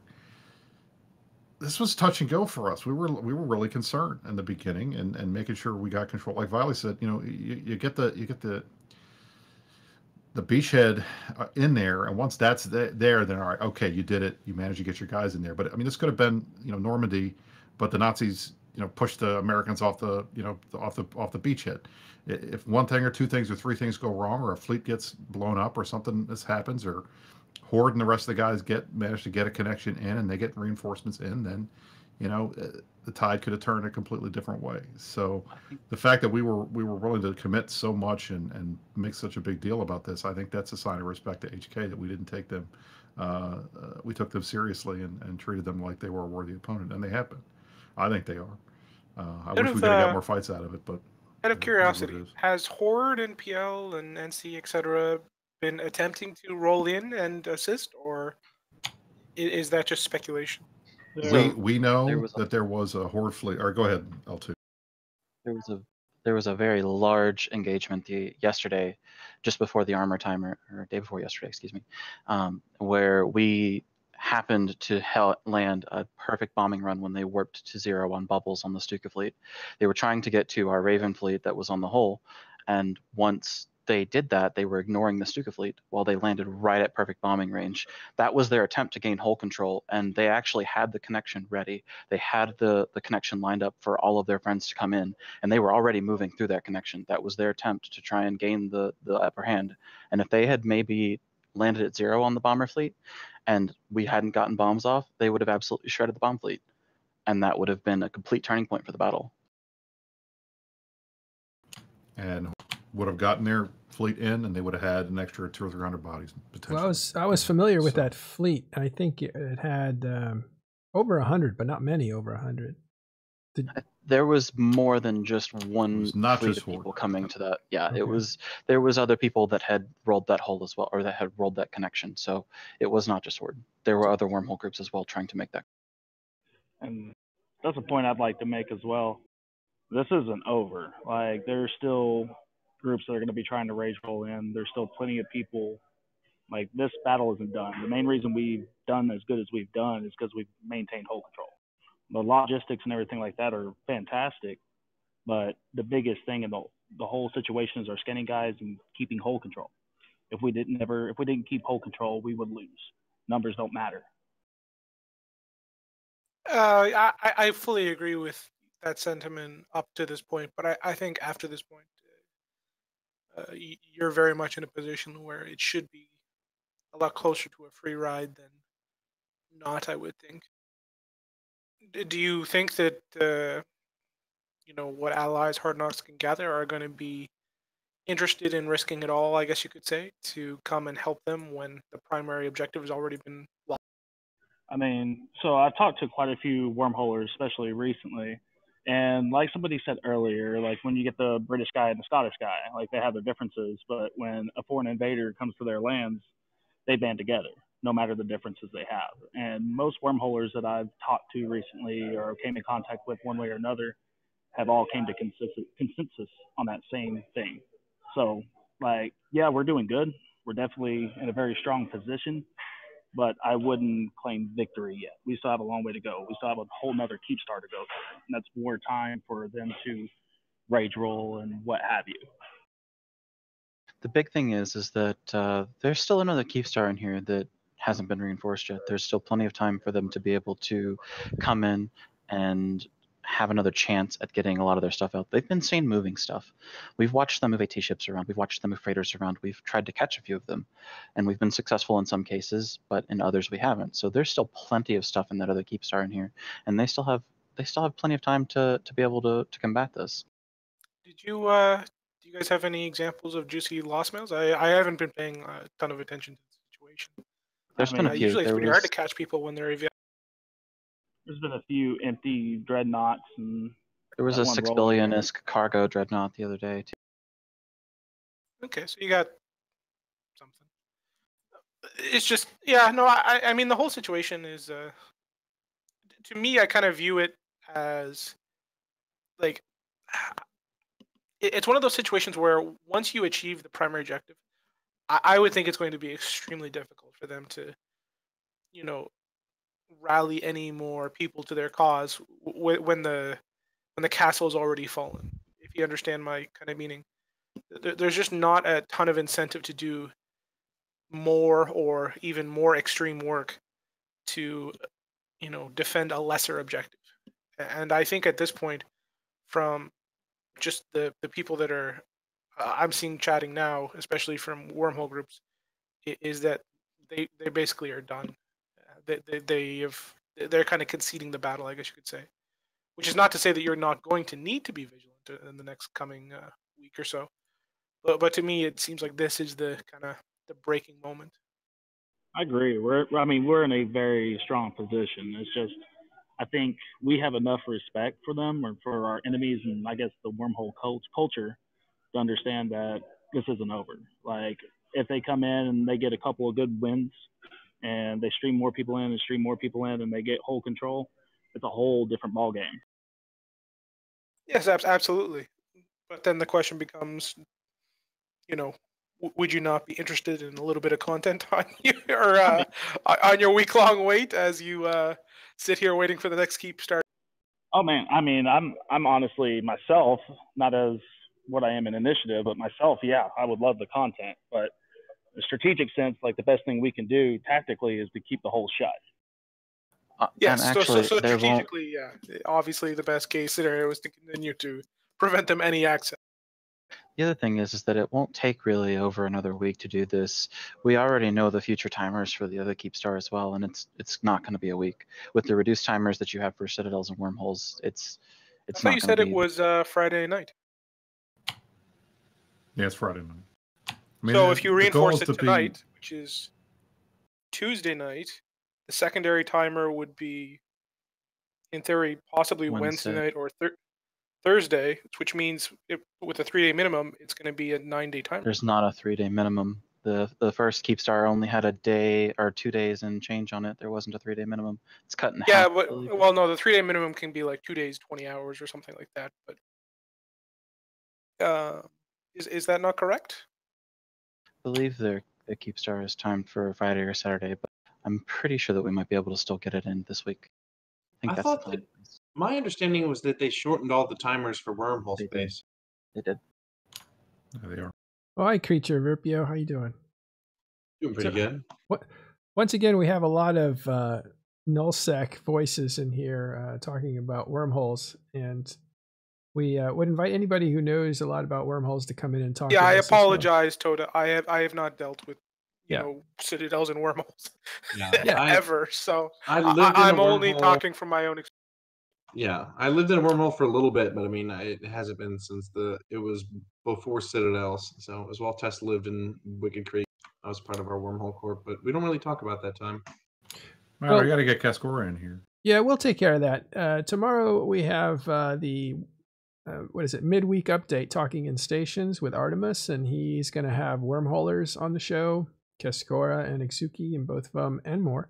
We'll be talking about this fight, but also contextualizing it into wormhole living and what that's like. Then Sunday we'll have the Sunday Talking in Stations show, which I will do, and I'll probably have Pando in here to talk about this. He is the leader of this invasion from Initiative, and some of the wormhole guys and girls that set it up. So they had a year or so of logistics work and sneaking into this place and what's called seeding it, which means putting seeds in for this kind of destruction. And that happened many, many months ago. And it's funny because Initiative was able to benefit in a way from another group taking all the risk, right? Sneaking in and not getting caught and paying for everything too. And then when things were ready, Initiative brought all the people, and they brought their allies with them as well. So what's the damage at? What are we looking at here? And what's tie-dye at?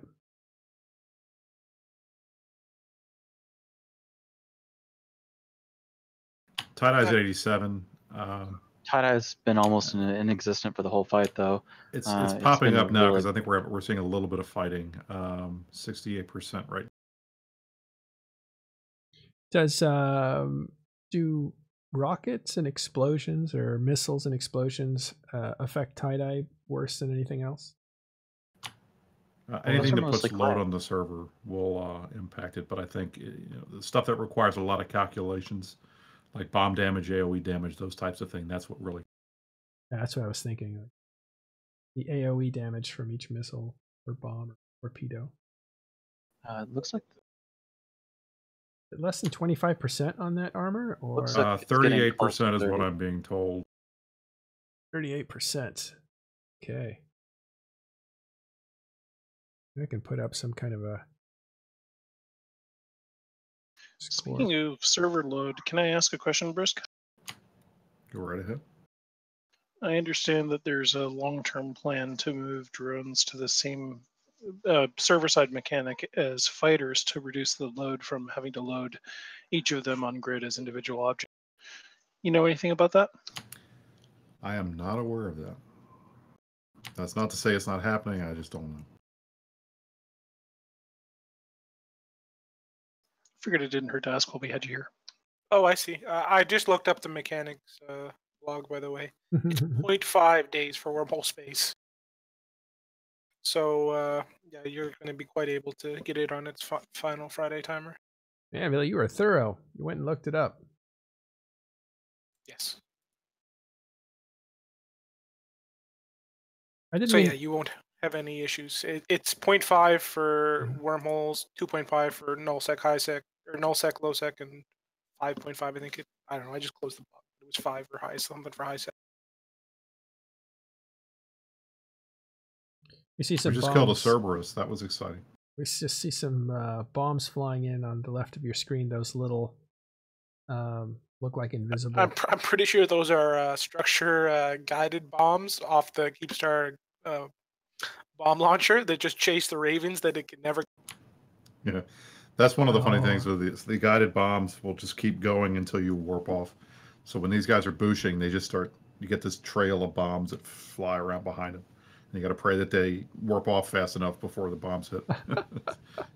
So will they continually fly around the grid looking for a target? Yes. Oh yeah, yeah.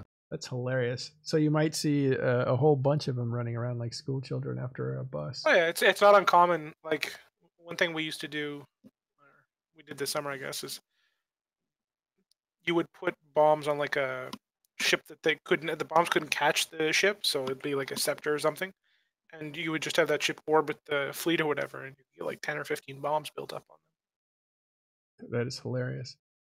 Well, interesting strategy for those that aren't familiar. Can you tell us what's going on, how they're attacking this structure?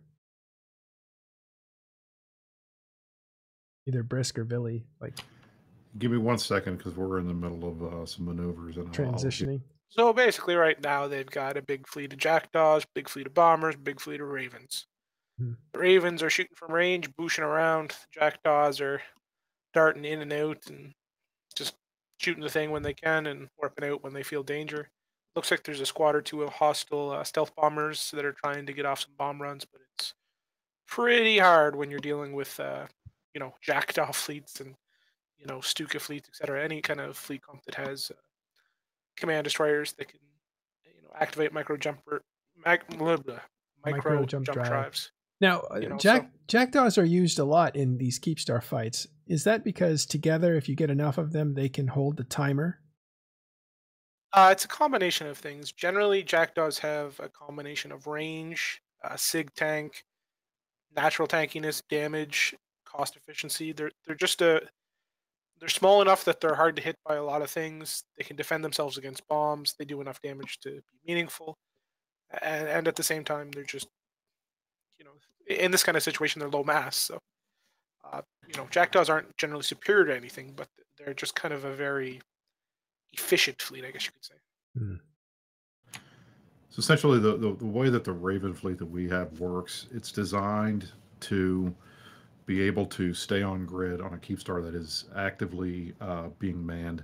And in addition to the Ravens, there are also command destroyers that we basically, as Vada said, to boosh, which is usually basically using the micro jump drive field generator to move the fleet 100 kilometers at a time. And that way we can get out of the way of bombs coming in. We can get out of the way of super carrier fighters. Obviously, there aren't any in here because this is a wormhole. But in a null-sec Keepstar fight or a high-sec Keepstar fight, we would, a lot of high-sec, but if a null-sec Keepstar fight, we would have super carriers, titans, those types of things on grid. The other thing that we have in the fleet are we have designated guys that are in X-Growers that have been fitted out to be very, very heavy in terms of mass, because the Keepstar Doomsday, the mechanic there, they fire the Doomsday at the fleet. The Doomsday hits and kills the top 8 biggest ships in the fleet.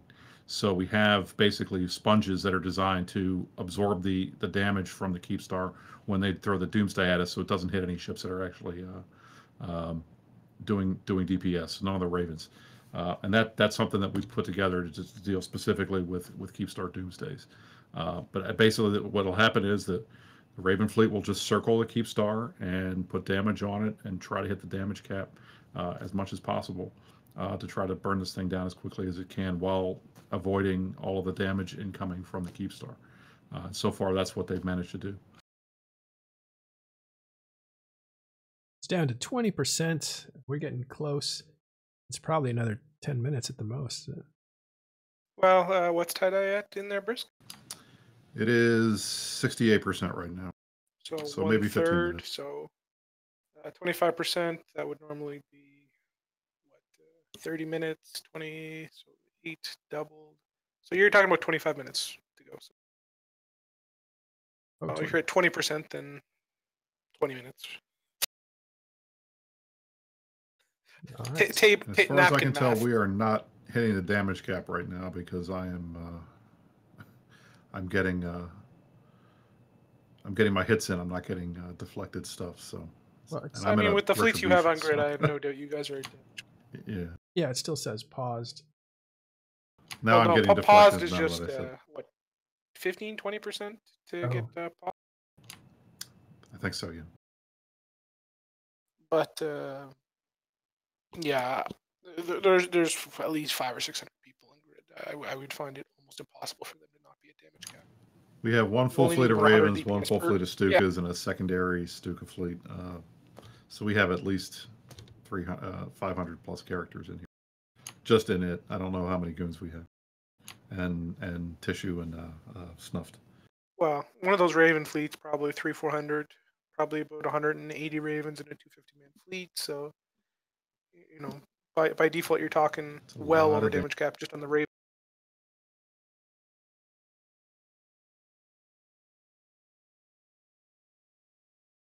Yeah, no, at this point, I'm actually not going to lie. I'm kind of disappointed that the hull timer for Wormhole Space is so short.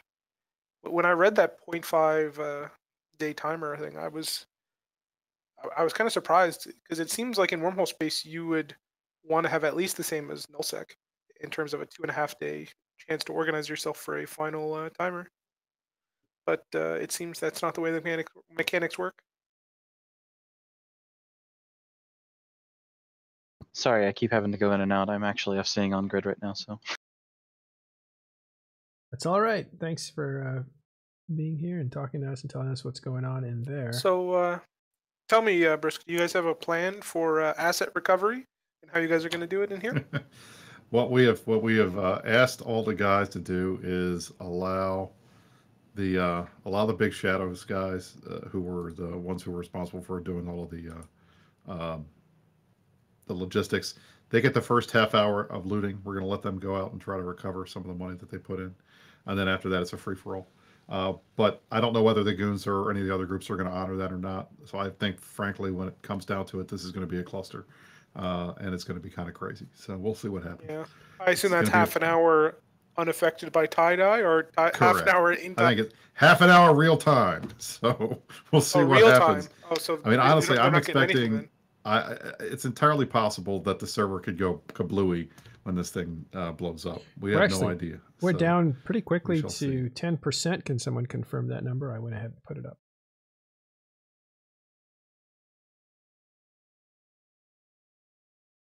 Actually, we're at about 14%. Okay. Just to clarify to somebody in chat, Ron, there's no ADMs don't affect the way the Keepstar timer works at all. It's based upon the reinforcement mechanics of just Citadels in general.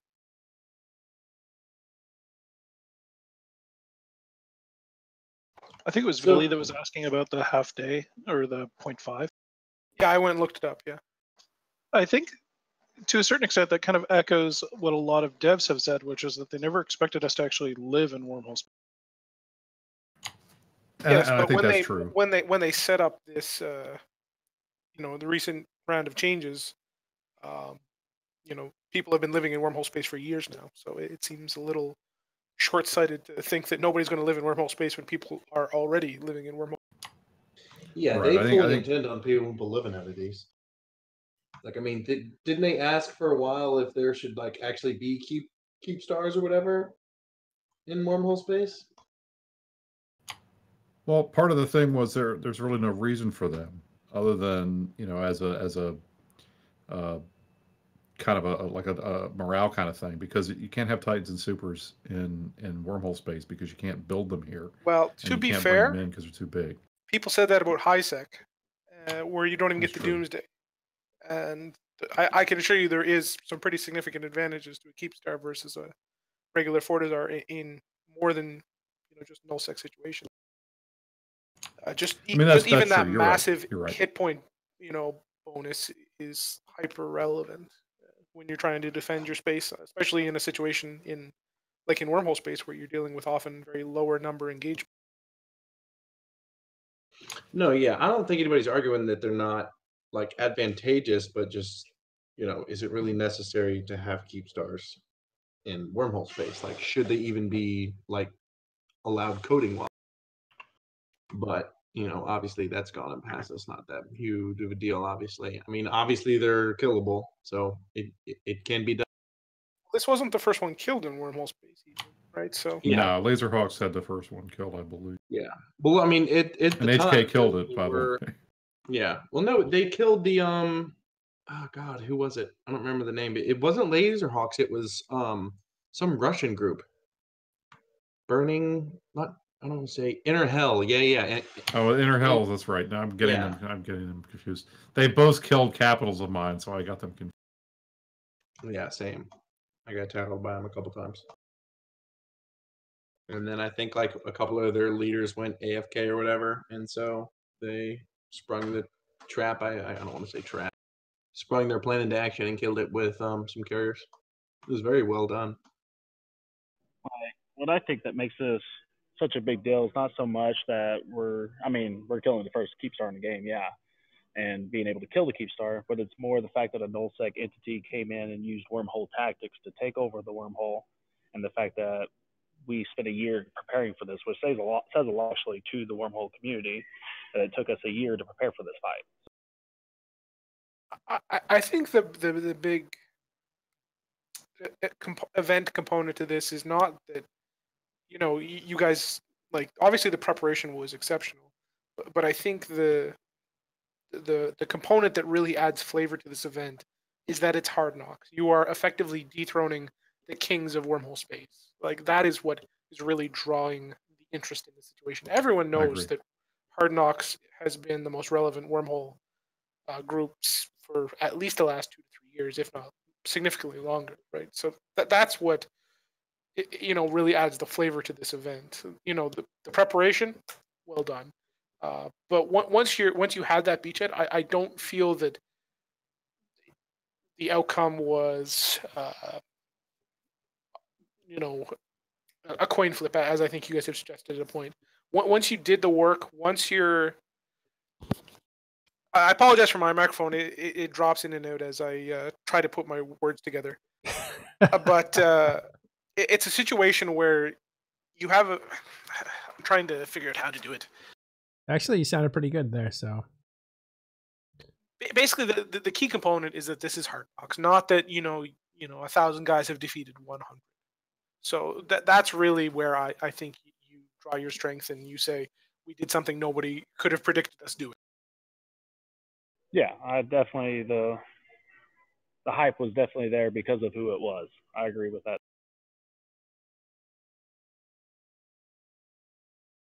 Well, we're getting close to the end here, probably under 10 minutes. I think best estimate is 10% left on this structure. This is, again, the first Keepstar ever built in EVE Online, Fort Knox, in wormhole space, which is thought to be impossible to take this thing out. It certainly would have been impossible for wormhole groups to take this out.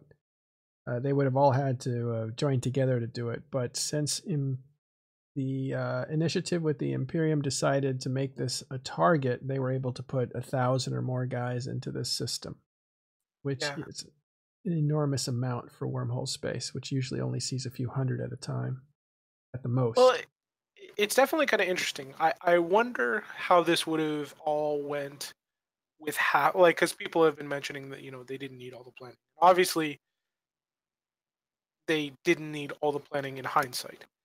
But to me, the interesting point is how successful could they have been if they just decided on one weekend that we're going to go to Rage with 1,000 dudes and do all this. How would that event have taken place, and how would that fight have transpired? I think that would have been kind of interesting. Obviously, you have nowhere near the guarantee of success, and obviously, the way it's done now is very close to perfection in a way. Can anyone certainly, confirm? it's an interesting kind of question to ask. Can anyone confirm 5%? By the way. Yes, 5%. Right. Getting near the biggest. It is 5%. The biggest thing I think that would happen if we were just to kind of go in there willy-nilly without any kind of plan is we wouldn't have had anything in there to seed our losses. I think that would have been the biggest downfall. They would have actually rage rolled in and killed, 50% of our Raven fleet, and there's 50% of our DPS on the Keepstar. I think that would have been the biggest problem. Yeah, that's certainly possible. Because they don't actually have to defeat us at that point. They just have to hurt us enough to where we can't complete the mission. No, I mean, that's obviously evidently true. I'm just more so interested in the component of perhaps getting a fight out of it, I guess you could say, and how that would have went and worked. So 4%. I think we still might get a fight. Like I said, we still got the whole other Keepstar now. It's an uphill struggle for anyone from here, but I think there could still be one good battle to happen before this is all said and done. Hopefully, it's not a wipe like that one attempt. I hope it's not.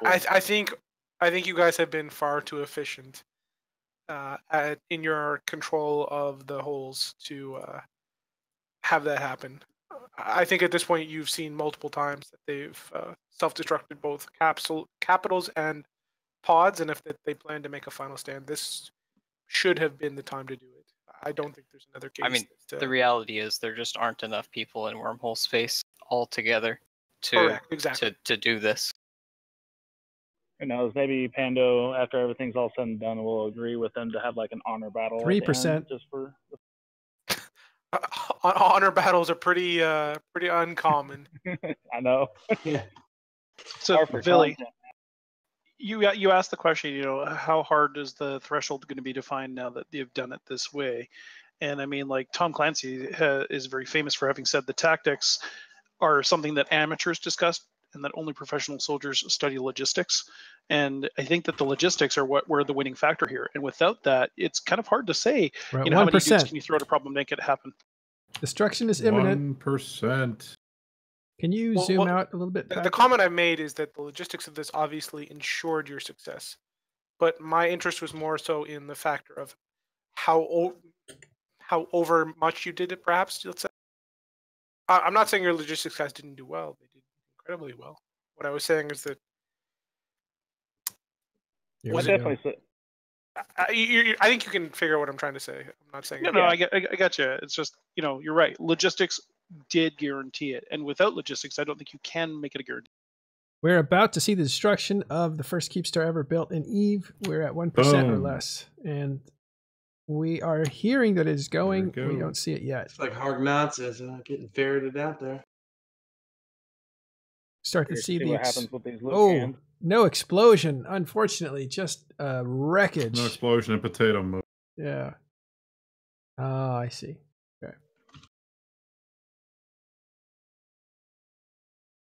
I'll have a recording of the explosion up on YouTube. Okay, we'll play video on tomorrow's show where we review everything that's happened over the last few days. So do the cans appear like centrally, or are they just spread throughout the system? It's a huge circle, starting about 100K from the edge of where you would tether the edge of tether.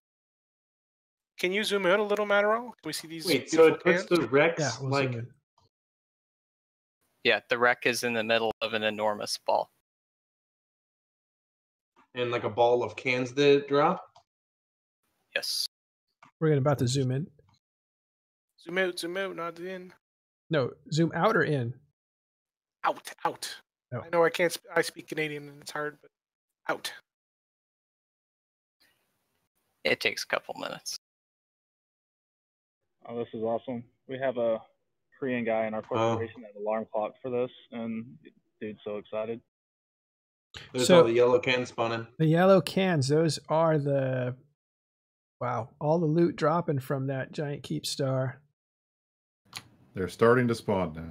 So much for that specific corp getting to loot the Rex, I guess. I know, right? Yeah, that didn't happen. How are you gonna hold goons We back? knew that was aspiration.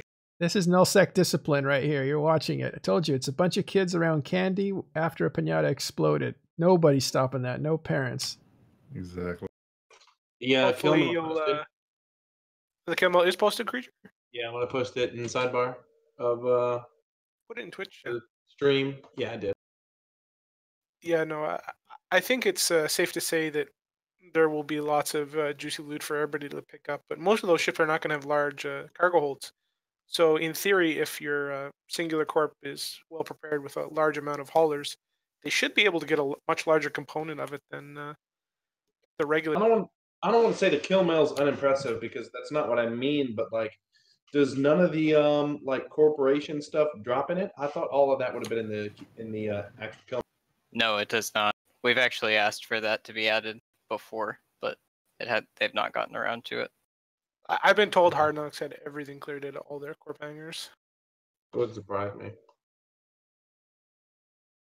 I mean, clearing out your corp hangers is easy. It's all the poor dudes that haven't logged in a month. You know. Right. Exactly. You know that's the big. You know, corp hangers. You have 15 people, 20 people that have access to it, and you can hire people to move it. It's all the individual dudes that generally get screwed the most in this kind of situation. I'm actually surprised. I think that's fewer cans than when we evicted Outlaws. They're still spawning. This might take a little bit. Yeah, the cans are still spawning. I see that now. Tie-dye in wormhole space before. Maybe we have, but I've never heard of it. Hey, Well, just imagine every member that's lived in Rage in that Keepstar for the last 3 years. You know, any random assets they have are spawning in a can right now. So you're obviously going to have hundreds and hundreds and hundreds of cans, I would think. Thanks, Donovan, for that screenshot. We'll show you a picture of what that explosion looked like. The one thing I am kind of sad about is that we're not going to see like an aggregate loot summary of what you guys got. Yeah, that's going to be a shame. I would like to have seen that too.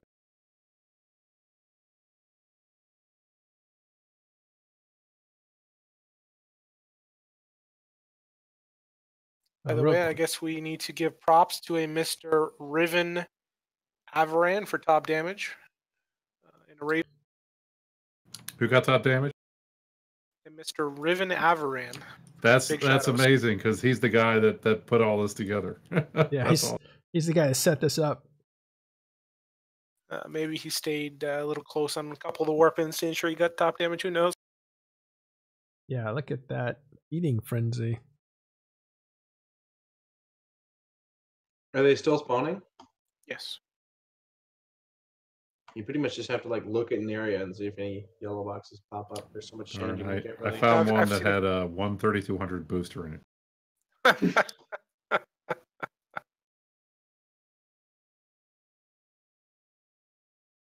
Well, nobody said you were going to get good stuff. Yeah, if I had to guess, they probably stripped all their like dead space and expensive mods. You know, put them into like a hauler or some shit and just log. Hey, Matterall, do you know what the reason is why people haven't started the actual timer on the other? I don't. I was told it was strategic reasons. It leads me to think that they might want to save that for last while they clean out all the other structures. There's a ton of structures in there. It's not just 2 keep stars. Okay. Only reason is I've actually typed this before, but I'll say it. Honestly, get it in that first reinforcement. Even if you let it they can't refit it and then try to, change their strats and stuff like that. I don't think they're I don't think there's much you can do to. If you have a strategy, I would like to hear it. Yeah, like yellow. Aside from So aside from switching the longer that you want to stay away from actually doing the whole hole control, it's more of a chance of getting people in. And now, if you guys have like a whole group that's going to hold it for a week, 2 weeks, whatever the case may be, then go for it. Just for everybody's interest, there are over 416 cans on grid out at the moment that are to be looted. So yeah, our camera's flipping out probably because of the stuff that's loading in.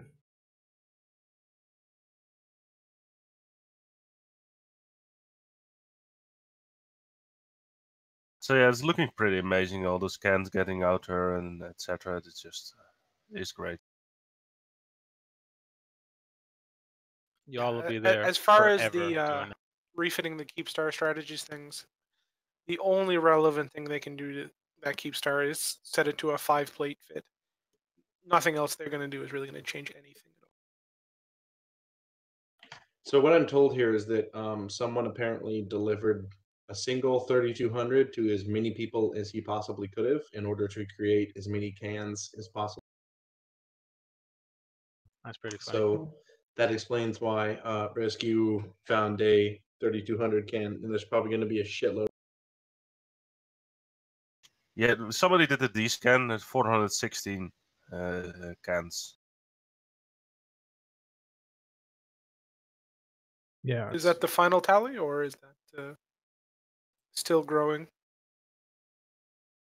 I'm not sure, but that's the last number I saw and heard.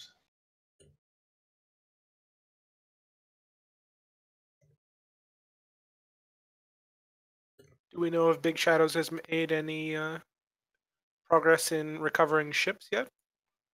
Or do ships appear in the cans or in space? They That's appear one in the question. cans. They appear in I'm space. on one of the cans and I'm just jumping shit out into space. So we'll see. Oh, anything good, Brisk?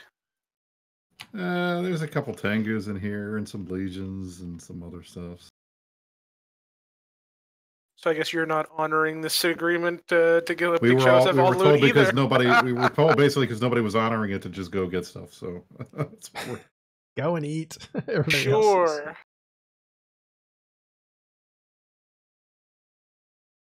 try to get some video of the explosion up. Right now, there's just general looting going on. All right, guys, it's dinner time for me. Thank you all for having me. Thank you. I got an Onyx. That's exciting.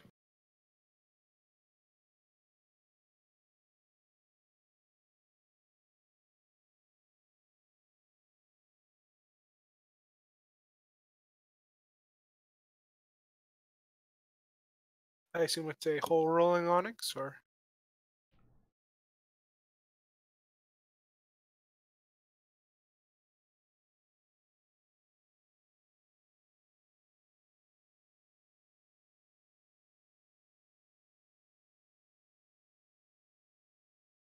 Well, that's pretty awesome stuff, but I'm going to go back to work now that this is all done. Have a good night. Yeah, thanks for the stream, man. I'll be on in the peanut gallery. I'll go back to my hole. Have a good one.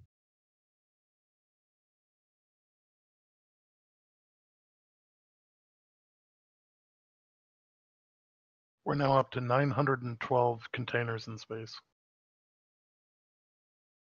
They're still spawning. How's the lag? See, tie-dye's down to 42%, so it's actually pretty stable. I'm kind of interested what this is going to mean for wormhole space overall.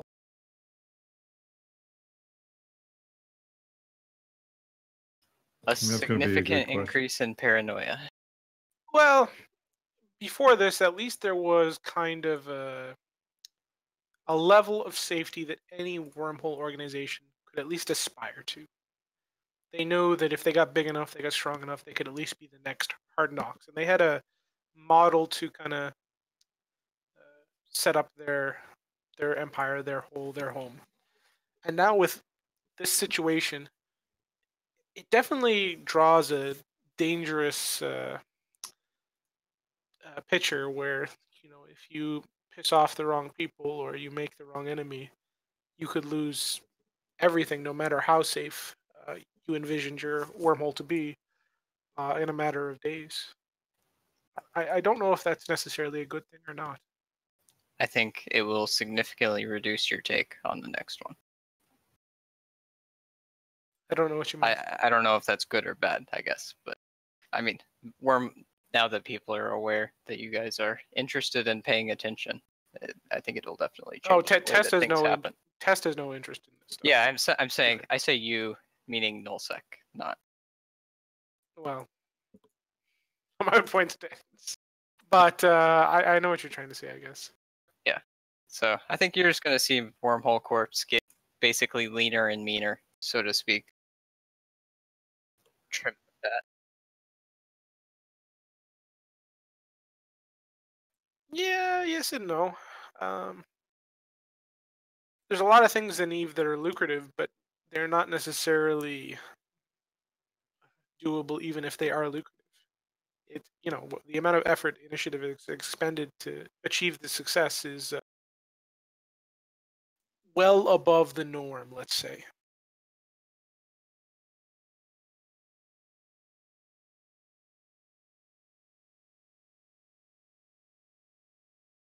I don't know. It's an odd situation for sure. And yeah, somebody asked in chat if HK is going to leave Rage or not. I'm not sure. I've been told that this has caused a lot of internal drama within Hard Knocks, and certainly they were on a slow downward decline for a long time. This may result in them breaking, or yeah, it's definitely not going to be a good thing for them, obviously. But I don't know how this is going to go, and if they'll rebound and come back, or what'll happen to them. There's now more than 1,400 containers in space.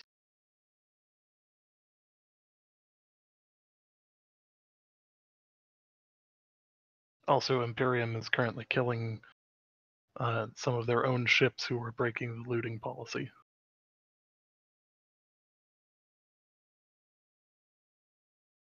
I can assure you, Goon City, I know quite a bit.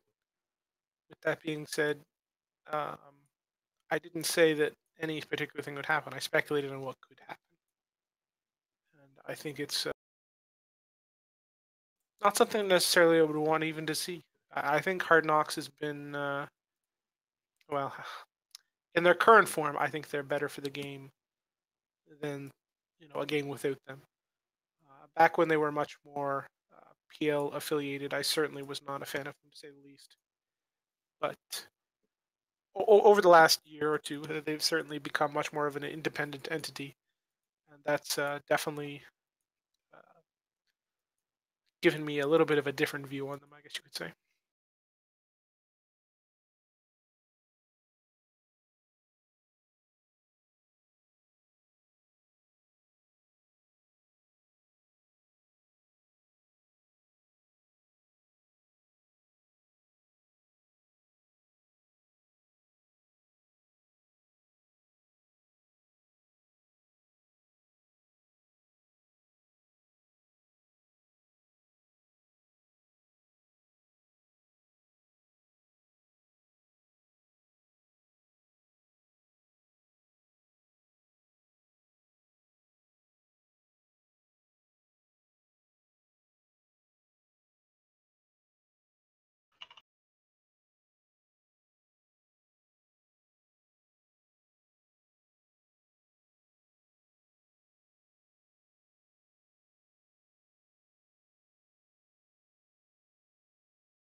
There's multiple people saying in chat I'm quite wrong. I'm always willing to change my opinion if you present me with new evidence or tell me what you think is incorrect and back it up.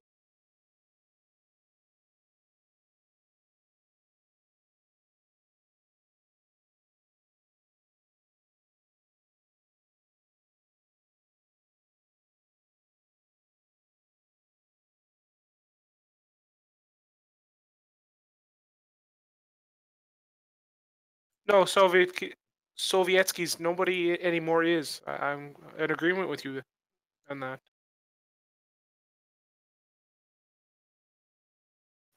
It really wasn't that widespread before. Like there were people with that were in and out of PL scattered through almost every Wormhole Corp. But all of the larger ones. I'm not sure that there's, how do I put this? I don't think the connection was ever that, HK was PL, but the friendship connections that Hard Knocks and PL have for a very long time been part of what has led people to make that conclusion. Very famously, what was it, early last year? It was Hard Knocks and PL who were dunking on Jay's Revenant in 1DQ, I believe it is, right? Or what's that system you guys used to stage from before that? DW or whatever. So saying there was no connection is obviously incorrect. I didn't say there was no connection, but like it was more of just like a friendship thing in general than with maybe a smattering of people with actual connection. I mean, I was in Overload this, and we had a smattering of people from HK as well. Or not from HK, sorry, from PL. Yeah, so all I'm saying is that traditionally there has been a connection between the two groups, and most people have assumed there would be, because, if one came, the other would certainly be interested in or be offered to come join it many times. Over the last year or two, that connection seems to have really become disconnected, was the comment I had made. And I believe that's correct, just from the way I've seen, PL slowly deteriorating. And I guess, funny enough, to some degree, although definitely not to the same degree, Hard Knocks, I guess.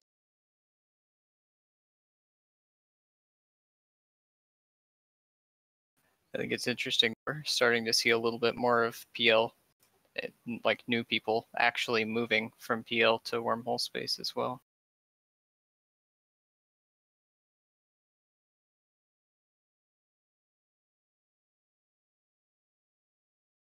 I mean, I'm not gonna name names for you. Like I don't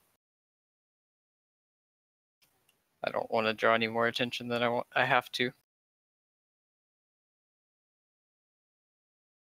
Sorry, not trying to be like all coy about it. Just I don't want to. I doubt that's you their want business. me talking about it.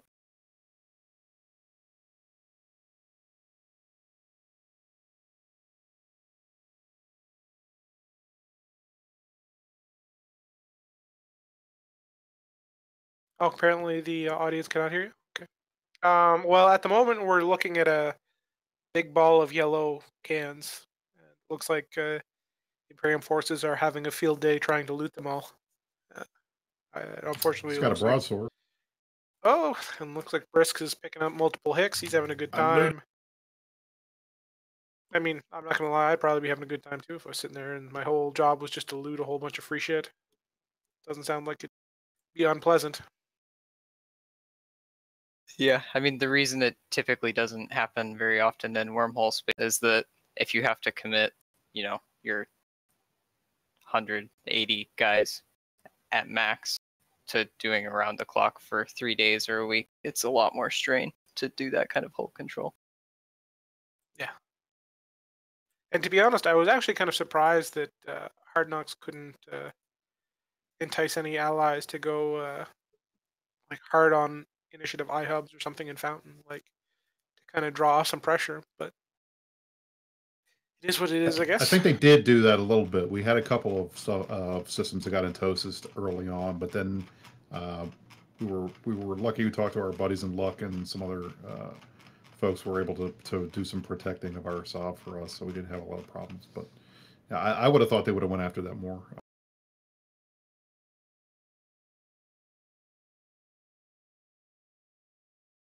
Yeah, to me, it seemed like they've definitely gone significantly harder than they did, I guess.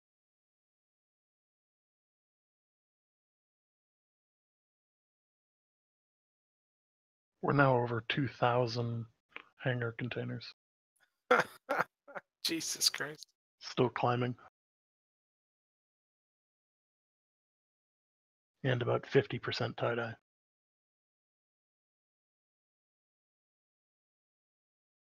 Sovetsky, I wasn't suggesting that Hard Knocks do the Entosis. It was more so send Horde with a couple hundred guys to try and do it. Would be much more likely to have some success in drawing some pressure.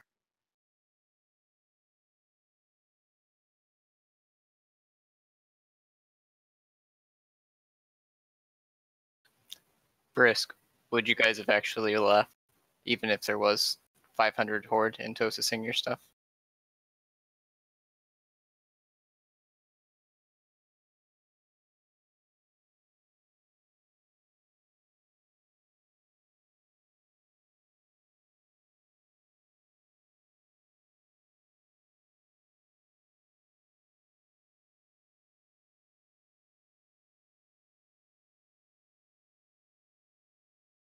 Happened last present. Oh, see, and it just comes back. That's crazy.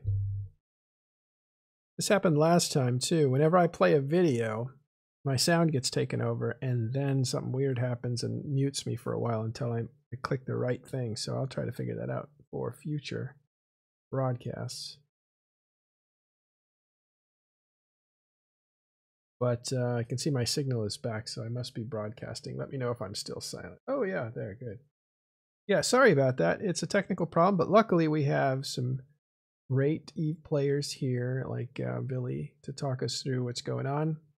And Commander A's is giving us information on how many cans have spawned. They continue to spawn around that Keepstar wreck. Is there tie-dye in the system? There is about 50% to 60% tie-dye right now. Yeah, so that's probably from all the stuff that's being spawned in. All those little yellow dots are cans of some sort of thing contained within. It could be a ship, could be modules, could be both. Could be, who knows, minerals. But Anyways, yeah, Mineral, I have to head out. I just want to say thank you for having me on. anytime, Congratulations to Initiative on your victory, and have a good. I'm so glad you came. I was just thinking about you today, in fact. So I'm glad you showed up. It was an interesting event to watch. I haven't been playing as much lately, so it's always nice to see what's going on. Yeah, thanks. Take care. We have now officially passed 2,500 hangar containers in space. So this thing's paying out like a broken freaking lottery machine. Yikes. Keeping in mind that this is after HK has been blowing up dreadnoughts and stuff for insurance money all day. You know. Oh yeah, but we know they've been living there a long time too. So yeah, so there's likely a lot of these cans are going to be people that have left the game over the course of moving into Hard Knocks when it was first anchored back. I don't even know when it was first anchored. It was several years ago at this point. Mm-hmm. So you got all of those people that are still going to have their stuff in there.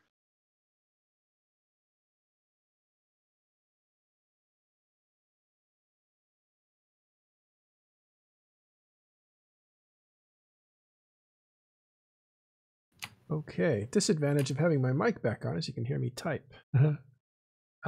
So what you're seeing are some artifacts from the connection we have. We are remote. We're remoting into somebody else's machine that's there, and that's what the connection is giving us. So we'll just consider that wormhole weather and apologize for it. But Matterall, I'm going to head out as well. I'm going to go loot, so I will see you guys tomorrow. Thanks, Brisk. As always. All right.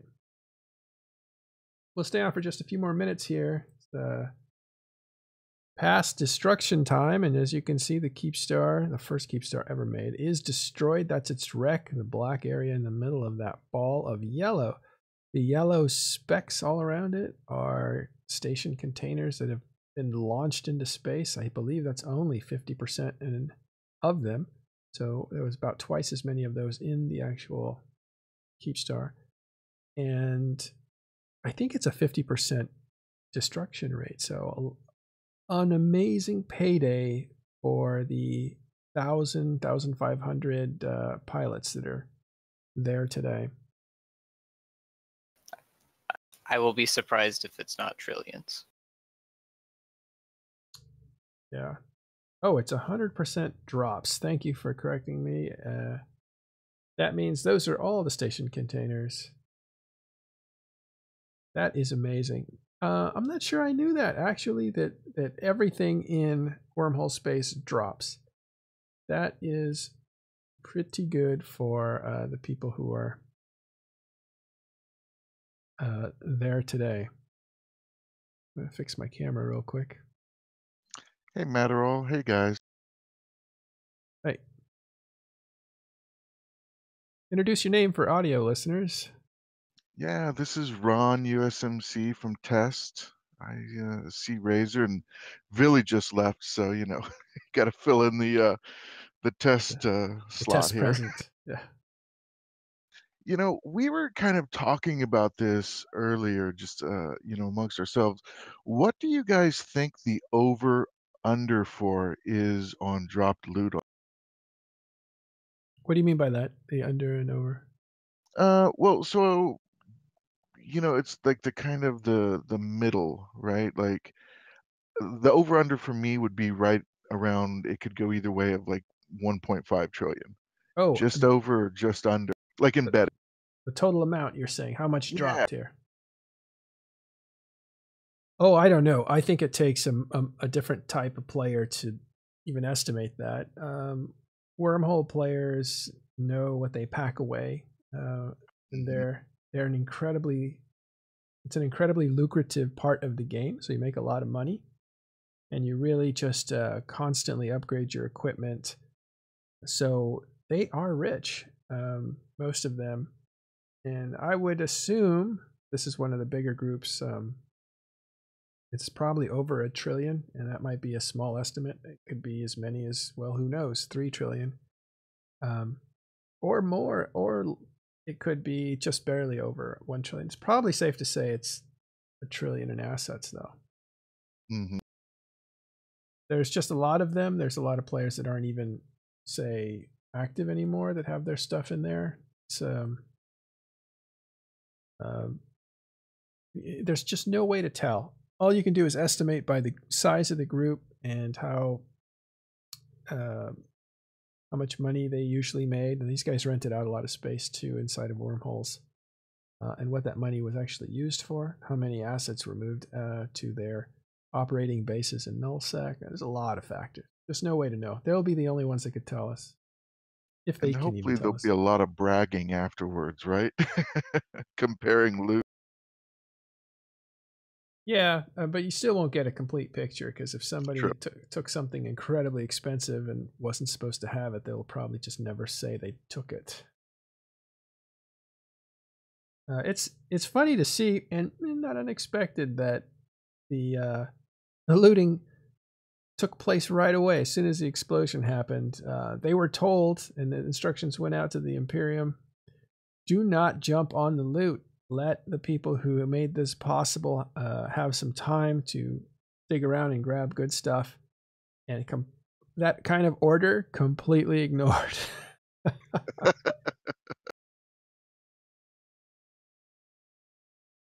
Yeah, but I think if you're asking the audience, like, what do they think is in there, it would be a fun thing to see what they say. So. Yeah, they are saying that we are way underestimating this. They were saying between 30 and 60 and 25 trillion and lots of crazy. Depends on who's watching us. Is that initiative, or is that? It depends on who's watching us. I would assume. Someone rents from HK. So I don't know. Really don't know.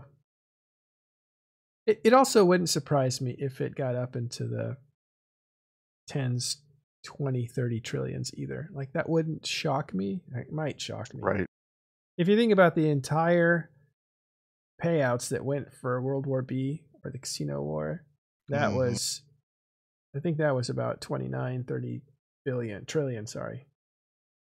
So, and that was a shocking amount of money. I mean, that was just shocking.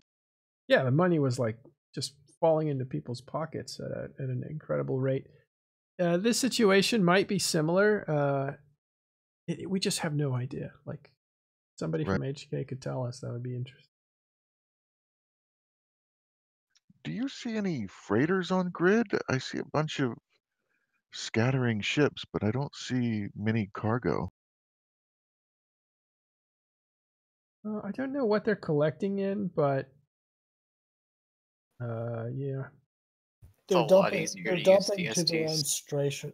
stations in the system. Yeah. Oh, people are using DSTs, space transport. Do you want to warp a freighter to every one of those cans? No, I'm good. Be here till next month. But I'm happy watching. Yeah.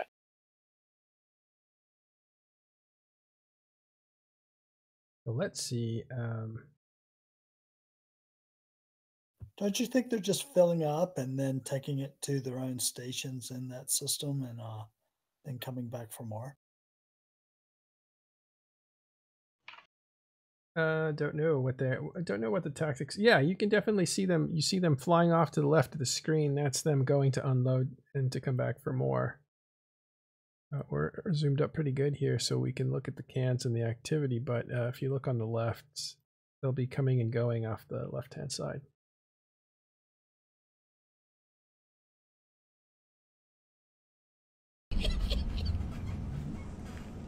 All right.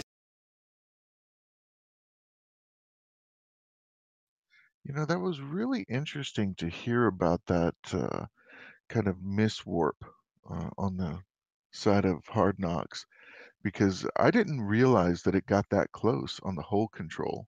Mm-hmm. That was super. Yeah. So what we're seeing now is after the destruction of Fort Knox is an amazing amount of loot has dropped, all of it basically. So they're jumping in there and trying to grab all that stuff. And they'll be doing that for hours. And then the rest of the stuff in the system will get destroyed.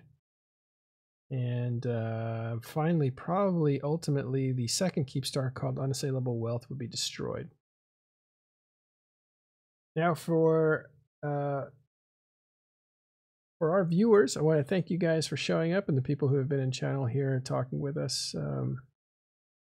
This first part of their mission has succeeded and they have destroyed Fort Knox. Thought really to be something that could never be destroyed, and here it is in ruins.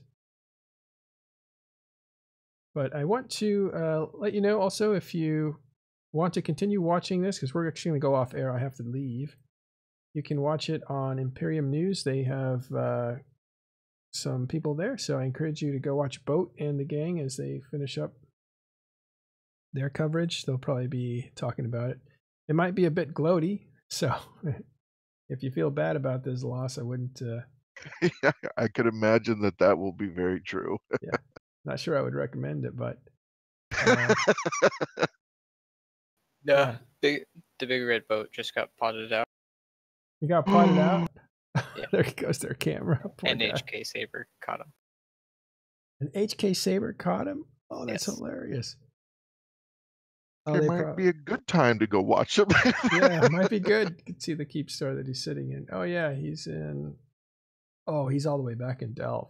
Oh, that's probably why he was laughing. Poor guy.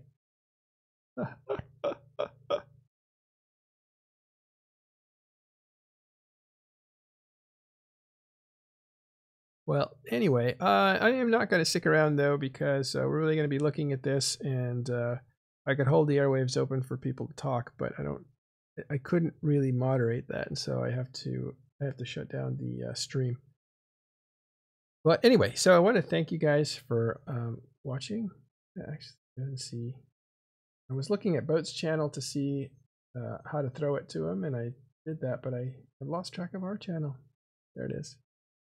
Is this officially a Talking in Stations Wormhole Edition special Tuesday night report? No, and that's what I was going to say next. First, I want to. So, yeah, I want to say that we are going to have a special show tomorrow. Check it out. We'll have Wormholers on there to talk about what happened here. We're going to talk to the people who made this happen. And then we'll talk on Sunday. We'll probably have more Wormhole people and really try to get their side of it, see what happened. Most of the people that we've had on the live show are people familiar with Talking in Stations, and we do a lot of nullsec news. And that's why we had a nullsec heavy presence. But we want to do news for not just nullsec, wormhole space, low security space, high security space, industrial. We really want to do, and it's not news, it's just talking about the game. So we're not a news service, but we're just basically experienced players that want to share what we know with you. That's really all Talking in Stations is. But yeah, we do have a show tomorrow lined up for you, and again on Sunday, so make sure you check those out. Yeah, and tomorrow's show is on the other timer, right? I'm not familiar if it's on the other. I think tomorrow's show is actually about this whole thing and what it's like living in wormhole space. Yeah, there's no other timers that are as important as this one was. Maybe the last timer for the second Keepstar that's in there, the only existing Keepstar in there now. Yeah, it's that Keepstar just off in the distance. I think the timer is right now is 23 hours or something. Yeah. I can see how this is demoralizing to some people because the game, and people have been warning CCP about this, the game is really now much heavier. It's kind of lopsided in that the more people that you have, the more success you're going to have. It wasn't necessarily always the case, but a lot of the development of the game has made it so that bigger groups do better, especially organized bigger groups. And that's not necessarily always the case, but it is mostly the case. And I think why people can be sad about this is now wormhole space is not necessarily immune to the power of numbers either. They never were, maybe, and this is just, they just never had the interest to do it.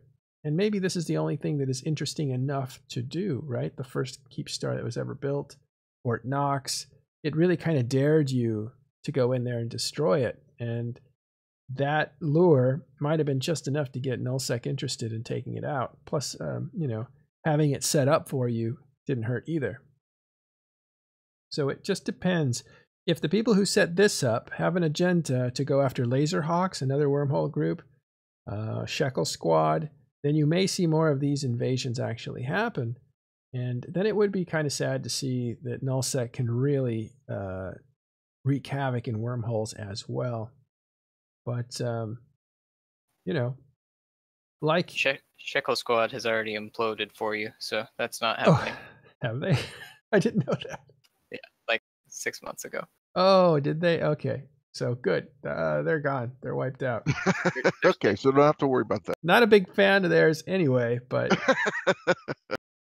but Laserhawks are all right. So we'll see. I didn't know that they had actually self-destructed or whatever. I think was it infighting? I mean, it was a ton of different stuff. Like if you join like any Discord where there are people in there and ask them about it, I'm sure you'll get an earful. Okay. And a really long earful of it. But yeah, and then they ended up scattering mostly between HK and Hawks. And some in some other smaller group. So a lot of them were probably part of this. Yeah, there were at least like 5 or 6 Shekel guys that I know of that were in Hawks at the time of this. Yeah, God, there's over 2,700 cans spawning still. So it's huge. That's unbelievable. Right.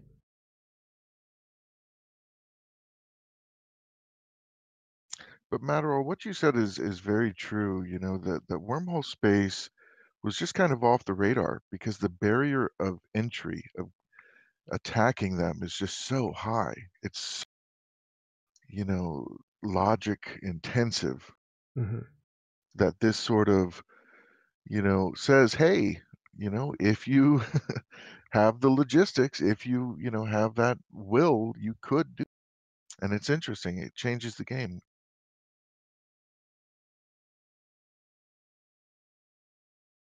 So this in from Anonymous. 2 faction Fortizards so far have been recovered in the wreckage. Some guys claiming 40 to 50 billion in containers.